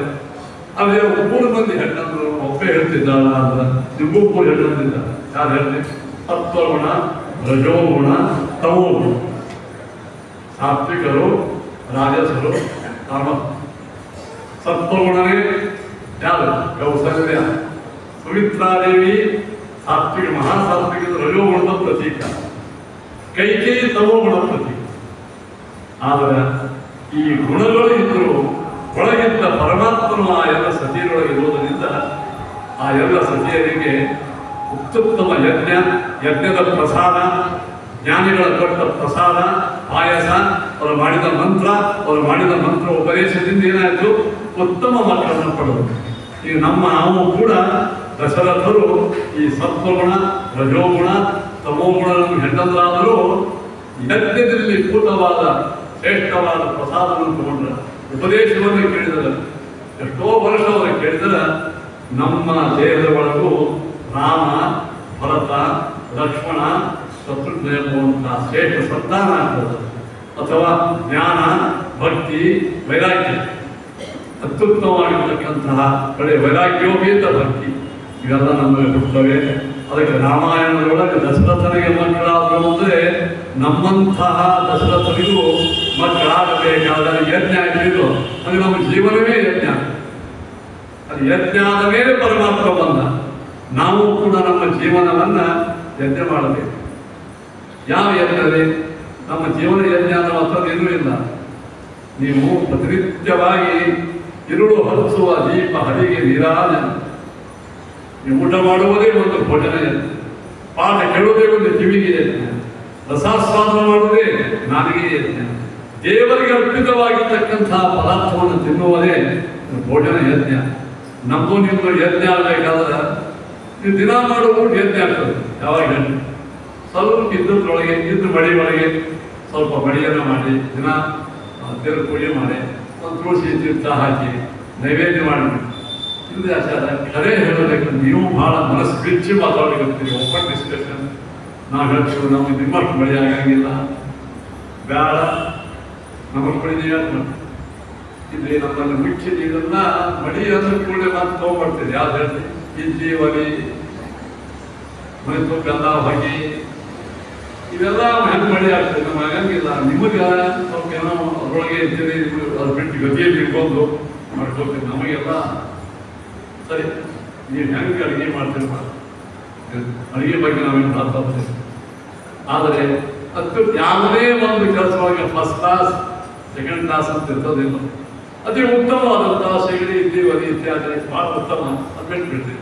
ನೀವು ಗ್ಯಾಸ್ ಖಾಲಿ ಮಾಡಿ ಅದೇನೋ ಮೇಲೆ ಸ್ಟ್ಯಾಂಡ್ ಇಟ್ಕೊಳ್ಬೋದು. ಅದಕ್ಕೆ ಮುಸುರಿ ಆಗಲಿ ಇದ್ದಂಗೆ ಒಟ್ಟಾರೆ ಅಷ್ಟೋ ಮುಸುರಿ ಆಗಲಿ ಇದ್ದಂಗೆ ಏನು ಮಾಡ್ತೀವಿ ಮಾಡಿ ಒಂದು ಅಡುಗೆ ಮಾಡಿಕೊಂಡು ಏನು ಅಲ್ಲೇ ಆ ಮಾಡಿದ ಅಡುಗೆಯೇ ನೀವು ಮಾಡಿದ ದೇವರ ಪೂಜೆ ನೈವೇದ್ಯ ಮಾಡಿ ತೀರ್ಥ ಹಾಕಿ ಲಕ್ಷ್ಮೀ ಉದಾಹರಣೆ ಕೊಟ್ಟು ವೈಷ್ಣವ ಮಾಡೋದು ಮಾತಾಡೋಣ ಸರ್. ವೈಷ್ಣವ ಅದೊಂದು ಕೆಂಡ ಒಂದು ಬುಟ್ಟಿ ಒಳಗೆ ನೀರು ತಗೊಂಡು ಇನ್ನೊಂದು ತಾಲಿಯೊಳಗೆ ನೀರು ತಗೊಂಡು ಆ ವೈಷ್ಣವಿಗೆ ಹೇಳಿರ್ತಕ್ಕಂಥ ಆಹುತಿ ಎಲ್ಲ ಅಲ್ಲೇ ಒಂದು ನೀರೊಳಗೂ ಅವ್ರು ನೀರು ತಾನೆ ಆ ವೈಷ್ಣವನ್ನು ಮಾಡೋದು, ಪರಿಹರಣ ಮಾಡ್ಬೋದು. ದಿನ ಎಷ್ಟು ಮಾಡಿ ಮಾಡ್ತಾರೆ ಹೇಳಿ ಅಂತ ಆಚಾರ. ನೀವು ಮೊದಲೇ ಹೇಳಿದ್ರೆ ನಾವೆಲ್ಲರೂ ಮಾಡ್ತಿದ್ದೀವಿ ಅಂತೆ. ಅವ್ರಿಗೆ ದಯವಿಟ್ಟು ಈಗಾಗಲೇ ಸೈಡಿ ಮಾಡೋರು ಬಿಡಬೇಡ ಅಂತ ಅವ್ರು ಮಾಡೋದು. ಫಸ್ಟ್ ಕ್ಲಾಸ್ ಪಟ್ಟದ ಪಾಸ್ ಆಗ್ತೀವಿ. ಯಾರಿಗೆ ಪಾಪ ದೈಹಿಕ ಆರೋಗ್ಯವಾಗಿಲ್ಲ, ಮನೆಯೊಳಗೆ ಬಳಿ ಆಗಂಗಿಲ್ಲ, 108 ಎಲ್ಲ ಮಂದಿಗಳಿಗೆ ಹೋಗಿ ನೋಡಿದ್ವಿ. ಆದರೆ ಉತ್ತಮ ಪರೀಕ್ಷಾ ಪಾಸ್ ಆಗಲಿಕ್ಕೆ ವಿದ್ಯಾರ್ಥಿ ಹೆಂಗೆ ಪ್ರಯತ್ನ ಮಾಡ್ತೀವಿ. ಆದರೂ ಸ್ವಲ್ಪ ಪೇಪರ್ ಬರೋದು ಅಟ್ಲೀಸ್ಟ್ ಥರ್ಡ್ ಕ್ಲಾಸ್ ಪಾಸ್ ಆಗಲಿ, ಫೇಲ್ ಆಗಲಿ. ಬ್ರಾಹ್ಮಣರಾಗಿದೆ, ವೈಷ್ಣವರಾಗಿದೆ, ಮಾಧ್ವರಾಗಿದೆ, ಬ್ರಾಹ್ಮಣರ ಆಗಿದೆ. ದಿನಾಲು ಬ್ರಾಹ್ಮಣನಿಗೆ ದೇವರ ಪೂಜೆ, ದೇವರ ನೈವೇದ್ಯ, ವೈಷ್ಣದೇವ ಇದರಿಂದ ಬಂದ ಅನ್ನ ಊಟ ಮಾಡಿದರೆ ಮಾತ್ರ ನಮ್ಮ ಜೀವನ ಯಜ್ಞ ಆಗ್ತದೆ. ಅದು ಯಜ್ಞ ಆದರೆ ಮಾತ್ರ ರಾಮನ ಪ್ರಾದುರ್ಭಾವ ಆಗ್ತದೆ. ನಮ್ಮಂಥ ಆಧುನಿಕ ದಶರಥರಲ್ಲಿ ರಾಮನ ಪ್ರಾಕಟ್ಯ ಆಗಬೇಕಾದ್ರೆ ಇವೆಲ್ಲ ಮಾಡಲೇಬೇಕು. ಹೃದಯದಿ ರೂಪವು ವದನದಿ ನಾಮವು ಉದರದಿ ನೈವೇದ್ಯವು ಶಿರದಿ ಪದ ಜಲ ನಿರ್ಮಾಲ್ಯವ ನದಿಸುತ್ತ ಗೋವಿದರ ಸದನ ಯಜ್ಞದಮ ಕಾಯುವದೆ ಪದವಿದ್ದು ಮಾಡುವುದಾಗಿ. ಗೋವಿದರ ಸದನ ಅಂದ್ರೆ ಯಾರು? ಇಷ್ಟೆಲ್ಲ ಮಾಡಿ ಜ್ಞಾನಿಗಳ ಮನೆ ಬಾಗಿಲಕ್ಕೆ ಹೋಗಿ ಆ ಮನೆಗೆ ಹೋಗಿ ಪ್ರತಿನಿತ್ಯವಾಗಿ 1 ಗಂಟೆ 2 ಗಂಟೆ ಇದರ ಪ್ರವಚನವನ್ನು ಕೇಳ್ತೀವಿ. ಅದೂ ಆಗದೇ ಇದ್ದರೆ ಈಗಂತೂ ಸಾಕಷ್ಟು ಈ ಎಲೆಕ್ಟ್ರಿಕ್ ಮೀಡಿಯಾದೊಳಗೆ ಜ್ಞಾನಿಗಳ ಪ್ರವಚನಗಳನ್ನು ಸಾಕಷ್ಟು ನೀವು ಕೇಳ್ಕೊಳ್ತೀರಿ. ಅದು ತೊಡಕಾಸೆ. ಆದಷ್ಟು ಜ್ಞಾನಿಗಳ ಮುಂದೆ ನಮಸ್ಕಾರ ಮಾಡಿ ಅವರಿಗೆ ಪ್ರೀತಿ ಮುಟ್ಟ ಮಾಡಿ ಉಪದೇಶ ಮಾಡಿಕೊಳ್ಳೋದು ಬಹಳ ಶ್ರೇಷ್ಠ. ಅದು ಯಾರಿಗೆ ಆಗಂಗಿಲ್ಲ, ದೂರ ನಿಂತು ಕೇಳ್ತೀವಿ. ಗರ್ತ ಕಾಲ ಅದು ಆದರೂ ಅದನ್ನೇ ಇನ್ನೇನು ಬ್ರಾಹ್ಮಣನಿಗೆ ಕಾಣಬೇಡ್ರಿ. ಉತ್ತಮ ಪಕ್ಷನೇ ಮೊನ್ನೆ ಯಾರೋ ಹೇಳ್ತಿದ್ರು 2,000 ನೋಟವನ್ನು ಕೊಟ್ಟು ವ್ಯವಹಾರ ಮಾಡೋದು ಹೆಂಗೆ, ಅದೇ ನೋಟ್ದಂಗೆ ಜೆರಾಕ್ಸ್ ಮಾಡಿ ಈ ಕಲರ್ ಕಲರ್ ನೋಟ್ ಮಾಡಿ ಕೊಟ್ಟ ಜೆರಾಕ್ಸ್ ನೋಟು ಚಲೋ ಇರ್ತವೆ, ಈಗ ಉತ್ತಮ ಇರ್ತದೆ. ಆದರೆ ನಡೀತದೆ ಅನ್ನೋದು ನನಗೆ ಅದಂತ ಒಂದು ಸಮಾಧಾನ. 2,000 ರೂಪಾಯಿ ಅದಲ್ಲ ಹಾಗೆ ನಾವು ಕೂಡ ಜ್ಞಾನಿಗಳ ಸಮಕ್ಷಮದಲ್ಲೇ ಪಾಠ ಪ್ರವಚನ ಕೇಳಬೇಕು. ಅದು ಹಿಂದೆ ಇದ್ರೆ ವ್ಯರ್ಥ ವೇಳೆ ಕಳೆದಿದ್ದು ದೂರ ನಿಂತು ಕೇಳೋದು ಈ ಉತ್ತಮ ಪಕ್ಷ. ಇದೆಲ್ಲ ಇದ್ಯಾಕೆ ಮತ್ತು ರಾಮಾಯಣ ಅಚ್ಚ ರಾಮಾಯಣ ಹೇಳಿರ್ತದೆ, ನಾವು ಸಾಧನೆ ಮಾಡಿಕೊಳ್ತೇವೆ ಇಲ್ಲ. ಇವತ್ತು ರಾಮನ ಪ್ರಾಕಟ್ಯ ನಮಗೂ ಆಗಬೇಕು, ನಮ್ಮ ದೇಹದಲ್ಲಿ ಯಜ್ಞ ಆಗಬೇಕು, ನಮ್ಮ ಜೀವನವೇ ಯಜ್ಞ ಆಗಬೇಕು. ತಶ್ಚೈವಂ ವಿದುಷೋ ಯಜ್ಞಾತ್ಮ ಯಜಮಾನ ಶ್ರದ್ಧಾ ಪತ್ನಿ ಶರೀರ ವಿದ್ಗರ್ವೇದೋಮಾನಿ ಪರಿಹಿರ್ವೇದ ಶಿಖಾರ್ಧ ಎಂಜು ಕಕ್ಕ ಮಹಾತ್ಯಂ. ಇದು ನಮ್ಮ ಜೀವನವೇ ಯಜ್ಞ ಆಗುತ್ತೆ. ಆ ಜೀವನ ಯಜ್ಞ ಆದಾಗ ಅಂದು ದಶರಥರಾಜನ ಮನೆಯಲ್ಲಿ ರಾಮನ ಪ್ರಾಕಟ್ಯ ಆದಾಗ ಇವತ್ತಿಗೂ ನಮ್ಮ ಮನೆ ಮೇಲೆ ರಾಮನ ಪ್ರಾಕಟ್ಯ ಆಗೋದು ಖಾತ್ರಿ ಖಾತ್ರಿ ಖಾತ್ರಿ. ನಾವೆಲ್ಲರೂ ಪ್ರತಿಜ್ಞೆ ಮಾಡಿ ಹೋಗುವಂತೆ ಬ್ರಾಹ್ಮಣ್ಯ ಯಜ್ಞ ಆಗಬೇಕು ನಮ್ಮ ಜೀವನ ಅಂತ ಹೇಳ್ತಾ ಸೇಯ ದ್ರವ್ಯಮಯ ಯಜ್ಞ ಜ್ಞಾನ ಯಜ್ಞ ಪರಂತಮ. ಎಲ್ಲ ಯಜ್ಞಗಳಲ್ಲಿ ಅತ್ಯುತ್ತಮ ಯಜ್ಞ ಅಂತ ಹೇಳಿ ಜ್ಞಾನ ಯಜ್ಞ. ನೀವು ಯಾರೋ ಏನೂ ಮಾಡಿದಾಗ ಪ್ರತಿನಿತ್ಯವಾಗಿ ಜ್ಞಾನಿಗಳ ಮುಖದಿಂದ ಒಂದು ತಾಸ ಪಾಠ ಪ್ರವಚನ ಕೇಳಿ ಅನಿವಾರ್ಯವಾದಂತಹ ಅದನ್ನು ಬಿಟ್ಟರೆ ಇಲ್ಲ, ಅದನ್ನು ದಿನ ಕೇಳಲೇಬೇಕು ಅಂತ ಈ ರಾಮಾಯಣದ ಈ ಯಜ್ಞದ ಪ್ರಸಂಗ ನಮ್ಮ ನಿಮ್ಮ ಜೀವನಕ್ಕೆ ಎಷ್ಟು ಇವತ್ತಿಗೂ ಅಪ್ಲೈ ಮಾಡಿಕೊಂಡು ರಾಮಾಯಣದಿಂದ ನಾವು ಮೆಸೇಜ್, ನಾವು ಪ್ರೇರಣೆಯನ್ನು ಅಭಿಪ್ರೇರಣೆಯನ್ನು ಮೋಟಿವೇಶನವನ್ನು ಪಡೆದು ನಮ್ಮ ಜೀವನ ಉದ್ಧಾರವನ್ನು ಮಾಡಿಕೊಳ್ಳಬಹುದು ಅಂತ ಇದು ಹೇಳ್ತಾ ಅಲ್ಲಿ ಆ ಹುಡುಗರು 4 ವೇದಿಕೆ ಹಾಕಿದ್ರು. ರಾಮಾಯಣ ಭಾಷೆದ ಬೇಡ, ಅವು ಮುದ್ದು ಹುಡುಗರು ರಾಮನ ಬಾಲಿನ ಭಾಷೆದ ಕೃಷ್ಣಂದೇ ಬಾಲಿನ ಹೇಳ್ತಾರೆ ಭಾಳ ಮಂದಿ. ರಾಮನ ಬಾಲಿನ ಅದು ಭಾಳ ಪ್ರಸಿದ್ಧ ಆಗಿಲ್ಲ. ಅದನ್ನೇ ಒಂದು ಪ್ರಸಿದ್ಧ ಹಾಡೋದು ನೋಡಿ, ಚಂದ್ರ ಬೇಕು ಎಂದು ರಾಮನು ಅತ್ತ ಎಂಬುವಂಥ ಅಂಗಳದಲ್ಲಿ ರಾಮ ಆಡಿದನು ಚಂದ್ರ ಬೇಕೆಂದು ಹಠ ಹಿಡಿದಿರುವುದಲ್ಲ. ಆ ಹಾಡು ಬಹಳ ಪ್ರಸಿದ್ಧದ. ಅಂತೂ ಕೃಷ್ಣಾವತಾರದ ಬಾಲ್ಯತೆ ಇದ್ದಂಗೆ ರಾಮಾವತಾರದ ಬಾಲ್ಯತೆ ಅವ ಕಡಿಮೆ ಬರುತ್ತೆ. ಆದರೆ ಆ ಹುಡುಗರಿಗೆ ಯೋಗ್ಯ ಕಾಲದಲ್ಲಿ ಉಪನಯನ ಸಂಸ್ಕಾರವನ್ನು ಮಾಡಿ ವಿಶ್ವವಶಿಷ್ಠರು ತಮ್ಮ ವಿಶಿಷ್ಟವಾಗಿರ್ತಕ್ಕಂಥ ಅವರಿಗೆ ಹುಡುಗ ಸಂಸ್ಕಾರ ಕೊಟ್ಟಾರ. ನೋಡಿ, ಪ್ರಭು ರಾಮಚಂದ್ರ ಅವನ ಬಾಲ್ಯದಲ್ಲಿ ಸಚ್ಚಿದ ಆನಂದ ರೂಪಿನಿ. ಆದರೆ ಮಾನವನಾಗಿ ಹುಟ್ಟಿದಾಗ, ರಾಜಕುಮಾರನಾಗಿ ಹುಟ್ಟಿದಾಗ ಯಾವ ಸಂಸ್ಕಾರವನ್ನು ಪಡೆಯಬೇಕು ಅದೆಲ್ಲ ನಮ್ಮ ಪರಮಾತ್ಮನಿಗೆ ಮಾಡಿದ್ದಾರೆ. ಚೌರ ಆಗಿದೆ, ಉಪನಯನ ಆಗಿದೆ, ರಾಮನಿಗೆ 4 ಮಕ್ಕಳಿಗೂ ಆಗಿದೆ. ಅದ್ಭುತವಾದಂತಹ ವೇದಾಧ್ಯಯನ ಮಾಡಿದ್ದಾರೆ. ಅವರೆಲ್ಲರಿಗೂ ಆ ಕಾಲಕ್ಕೆ ಏನೇನಾಗಬೇಕು ಸಂಸ್ಕಾರಗಳು ಎಲ್ಲ ನಮಗೂ ಆಲೋಚನೆ ಕೊಡ್ತಾರೆ. ಚಿಕ್ಕ ವಯಸ್ಸಿನಾಗೆ ಮದುವೆ ಮಾಡಬೇಕು, 8 ವರ್ಷ ಮದುವೆ ಮಾಡಿಬಿಡ್ಬೇಕು. ನಾವು ಹಾಗೆ ಮಾಡ್ಯಾರ. ಇವ್ರು ಏನು ಮಾಡ್ತಾರೆ, ನಮ್ಮಲ್ಲಿ ಲಗ್ನ ಬಂದದ ಹುಡುಗಿದು ಲಗ್ನ ಮದುವೆ 2 ಕಡೆ ಮಾಡಿಬಿಡ್ತೀವಿ. ಲಗ್ನ ಮಾಡುವ ಹುಡುಗಿ ಎಷ್ಟು ವರ್ಷ? 26. ಮತ್ತು ಹುಡುಗಿನ ಹುಡುಗ ನಾವು 22 ಮಾಡಬೇಕು. 22 ವರ್ಷಕ್ಕೆ ನೀವು ಮದುವೆ ಮಾಡಿದ್ರೆ ಒಂದು ಹುಡುಗ ಗಾಯತ್ರಿ ಜ್ಞಾನ ಹೆಂಗೆ ಮಾಡಬೇಕು, ಸಂಧ್ಯಾನ ಹೆಂಗೆ ಮಾಡಬೇಕು, ಶಿಖ ಹೆಂಗೆ ಮಾಡಬೇಕು, ಇಲ್ಲಿ ಮಾಡೋ ಪದ್ಧತಿಯಿಂದ ಮಾಡಿಬಿಡ್ತೀವೋ ಅಂತ ದಯವಿಟ್ಟು ಹಂಗೆ ಮಾಡಬೇಡ್ರಿ. ಮದುವೆಯನ್ನು 7 ವರ್ಷಕ್ಕೆ ಮಾಡಿ. ಅಷ್ಟವರ್ಷ ಬ್ರಾಹ್ಮಣ ಉಪನಯಿ ಅಧ್ಯಾಪಕ ರಾಮನ ಒಂದೊಂದು ಜೀವನ ಸಣ್ಣ ಪುಟ್ಟ ವಿಷಯಗಳು ನಾವು ಆದರ್ಶವಾಗಿ ಚಿಕ್ಕ ವಯಸ್ಸಿನೊಳಗೆ ಏನು ಮಾಡ್ಕೋಬೇಕು. ಆವಾಗ ಮಾತ್ರ ನಿಮ್ಮ ಮಕ್ಕಳು ನಿಮ್ಮವರಾಗಿ ಬೆಳೀತಾರೆ. ನಾ ಇದನ್ನು ದಯವಿಟ್ಟು ಎಲ್ಲರಿಗೂ ಒಂದು ಕಳಕಳಿ ಪ್ರಾರ್ಥನೆ ಮಾಡ್ತೇನೆ. ನಿಮ್ಮ ಮಕ್ಕಳಿಗೆ ಬೇಗನೆ ಉಪನಯನ ಮಾಡಿ ಒಂದು ನಿಮ್ಮ ಕೈ ಒಳಗೆ ಹುಡುಗರು ಇರುವುದೇ ಒಂದು 5-6 ವರ್ಷದಿಂದ 12-13 ವರ್ಷ ನಿಮ್ಮ ಕೈ ಒಳಗೆ ಆ ಕಾಲಕ್ಕೆ ನಿಮ್ಮ ಮಕ್ಕಳಿಗೆ ಉಪನಯನ ಮಾಡಿಸಿ ನೀವೇ ಸಂಧ್ಯಾನ ಹೇಳ್ತಿರ್ಬೇಕಾದ್ರೆ ನೀವೇ ದೇವ್ರ ಪೂಜೆ ಹೇಳ್ತೀವಿ. ಯಾರಾದರೂ ಮಕ್ಕಳಿಗೆ ಆಚಾರ ಇದ್ರೆ ಹೇಳಿಸ್ರಿ. ಇಲ್ಲಿ ನಮಗೆ ಮನೆ ಒಳಗೆ ಸಂಧ್ಯಾನ ಮಾಡಕ್ಕೆ ನಮಗೆ ಯಾರು ಹೇಳೋರೇ ಸಿಗಕ್ಕೆ ನೀವೇ ಹೇಳಿದ್ರಿ ತಪ್ಪೇನಲ್ಲ. ಮತ್ತೆ ನನಗೆ ಬರ್ತಿದ್ದು ನ್ಯಾಯ ನಿಮಗೆ ಹೇಳ್ತೀನಿ. ಅದು ಇಬ್ಬರು ಕೂಡ ನೀವೇ ಹೋಗ್ರಿ, ಇಬ್ಬರು ಕೂಡ ಹೋಗ್ರಿ. ಅಪ್ಪ ಮಗ ಇಬ್ಬರು ಕೂಡ ಹೋಗಿ ಜ್ಞಾನ ಕರೀರಿ. ಈಗ ಸತ್ಯಾತ್ಮಕರು ಇನ್ನೂ ಅನೇಕ ಪೀಠಾಧಿಪತಿಗಳು ಧರ್ಮ ಪ್ರಚಾರ ಮಾಡುವ ಸಲುವಾಗಿ ವರ್ಷಕ್ಕೆ 6 ತಿಂಗಳಿಗೆ ಅಲ್ಲೆಲ್ಲೇ ಪಾಠಶಾಲಾ ನಿರ್ಮಾಣ ಮಾಡಿದ್ದಾರೆ. ಪಂಡಿತರು ಸಾಕಷ್ಟು ತಯಾರಾಗಿದ್ದಾರೆ. ಸಂಸ್ಕಾರ ಕೊಡಲಿಕ್ಕೂ ಮನೆಗೆ ಇವತ್ತು ಸಂಸ್ಕಾರ ಕೊಡಲಿಕ್ಕೆ ಅನುಕೂಲ ಮಾಡಿದ್ದಾರೆ. ಇವತ್ತು ಇಂಟರ್ನೆಟ್ ಸಂಜ್ಞಾನಗಳು ಒಂದು ಗ್ರೂಪ್ ತಯಾರಾಗಿದೆ. ಇವತ್ತು ನೋಡಿ, ನೀವು ಮನಸ್ಸು ಮಾಡಿದ್ರೆ ಮಹಾದೇವ ಅಂತ ಅದು ಬೇಗ ನೀವು ಉಪನಯನ ಮಾಡಿ ಮಕ್ಕಳಿಗೆ ಸಂಸ್ಕಾರ ಕೊಡಲಿ. ಈ ಚಿಕ್ಕ ವಯಸ್ಸಿನೊಳಗೆ ನೀವೇನು ಬೀಜ ಬಿತ್ತೀರಿ ಇದೇನು ಬಹಳ ಹಂಬರವಾಗಿ ನಿಮಗೆ ಸಂತೋಷ ಕೊಡ್ತದ. ಮುಂದೆ ಬರೋದನ್ನ ಅವಿಜ್ಞಾಪಚ್ಛತಾಯ ಚಿಡಿಯ ತಿಕ್ಕಕ್ಕೆ ಇನ್ನೇನು ನಾವೆಲ್ಲ ಹೋದ ಮೇಲೆ ದೊಡ್ಡವರಾದ ಮೇಲೆ ಮಕ್ಕಳಿಗೆ ಮಾತು ಕೇಳಂಗಿಲ್ಲ. ವೈವಾಹಿಕ ಸಂಬಂಧಗಳು ಕೆಟ್ಟು ಹೋಗ್ಬಿಟ್ಟಿರ್ತವೆ. ಅವಾಗ ಪಶ್ಚಾತ್ತಾಪ ಮಾಡಿದ್ರೆ ಯಾರು ದಯವಿಟ್ಟು ರಾಮದೇವರು ಸರ್ವಜ್ಞ ಮೂರ್ತಿ, ಸರ್ವಾಂತರಯಾಮಿ, ಸ್ವಯಂ ವಾಮನ ದೇವರು, ಸ್ವಯಂ ಸಾಕ್ಷಾತ್ ನಿತ್ಯ ಬ್ರಹ್ಮಚಾರಿ, ನಿತ್ಯ ಗ್ರಸ್ತ. ಅವನ ವೈಕುಂಠವನ್ನು ಬಿಟ್ಟು ಈ ರಾಜಕುಮಾರನ ಇಲ್ಲಿ ಉಪನಯನ ಮಾಡ್ಕೊಂಡು ಅವಾಗೇನು ತ್ರಾಸ ಇರುತ್ತಲ್ಲ, ದೇವ್ರಿಗೆ ಏನ್ ಬೇಕಾಗಿ ಯಾಕಾಗಿ ಮತ್ಯಾವತಾರ ಯಮತ್ಯ ಶಿಕ್ಷಣ ಮಾನವ ಮಾತ್ರರಿಗೆ ಎಲ್ಲ ರೀತಿಯಿಂದಲೂ ಸಂಸ್ಕಾರಗಳನ್ನು ಕೊಡುವ ಸಲುವಾಗಿ ಭಗವಂತನ ಅವತಾರ ಆಗಿದ್ದಾರೆ. ರಕ್ಷೋ ವಧಾಯ ದೇವರು ಬರೀ ರಾವಣ ಸಂಹಾರ ಮಾಡಲಿಕ್ಕೆ ರಾಮ ಅವತಾರ ಮಾಡಿಲ್ಲ.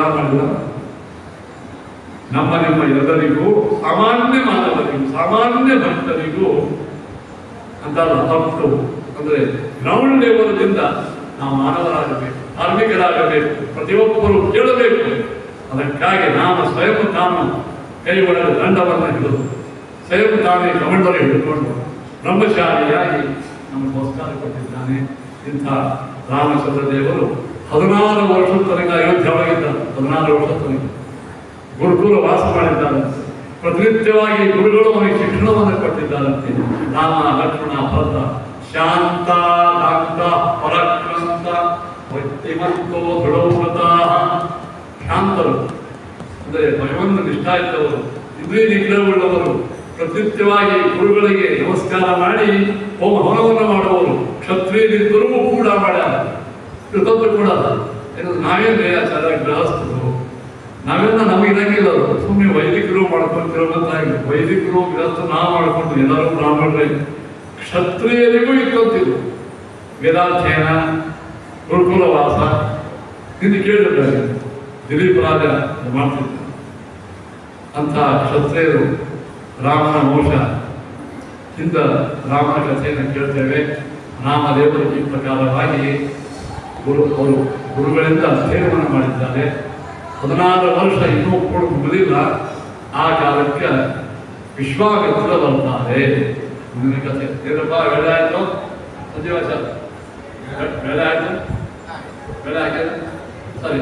ಅಂದರೆ ವಿಶ್ವಾಮಿತ್ರ ನಾಳೆ ಕರ್ಕೊಂಡ್ಬರೋಣ. ಅದಕ್ಕೆ ಕಾರಣ ಈಗ ವಿಶ್ವಾಮಿತ್ರ ಕಥೆ ಶುರುವಾಯಿತು, ಮತ್ತೆ ಅದಕ್ಕೆ ಬ್ರೇಕ್ ಹಾಕಿ ಬರೋಂಗಿಲ್ಲ, ಮತ್ತೆ ನಾವು ಒಂದು ತಾಸು ಹೋಗೋದಿರೋದು. ಅದಕ್ಕೆ ನಾಳೆ ದಿವಸ ರಾಮದೇವರನ್ನ ಭೇಟಿಯಾಗಲಿಕ್ಕೆ, ರಾಮದೇವರಿಂದ ಮುಂದೆ ಕಾರ್ಯವನ್ನು ಮಾಡಲಿಕ್ಕೆ ವಿಶ್ವಾಮಿತ್ರರ ಬಂದು ಆ ರಾಮನ ವಿಶ್ವರೂಪವನ್ನು ಹೇಗೆ ಜಗತ್ತಿಗೆ ತೋರಿಸ್ತಾರೆ. ಸ್ವಯಂ ವಿಶ್ವಾಮಿತ್ರರು ಯಾವ ರೀತಿಯಾಗಿ ರಾಮನ ಒಟ್ಟಿಗೆ ವ್ಯವಹಾರ ಮಾಡ್ತಾರೆ ನಾಳೆ ಅದ್ಭುತವಾದಂತಹ ರೋಚಕತೆ ನಾಳೆ ಹೇಳುವಂತೆ. ಶ್ರೀಕೃಷ್ಣಾರ್ಪಣಮಸ್ತು.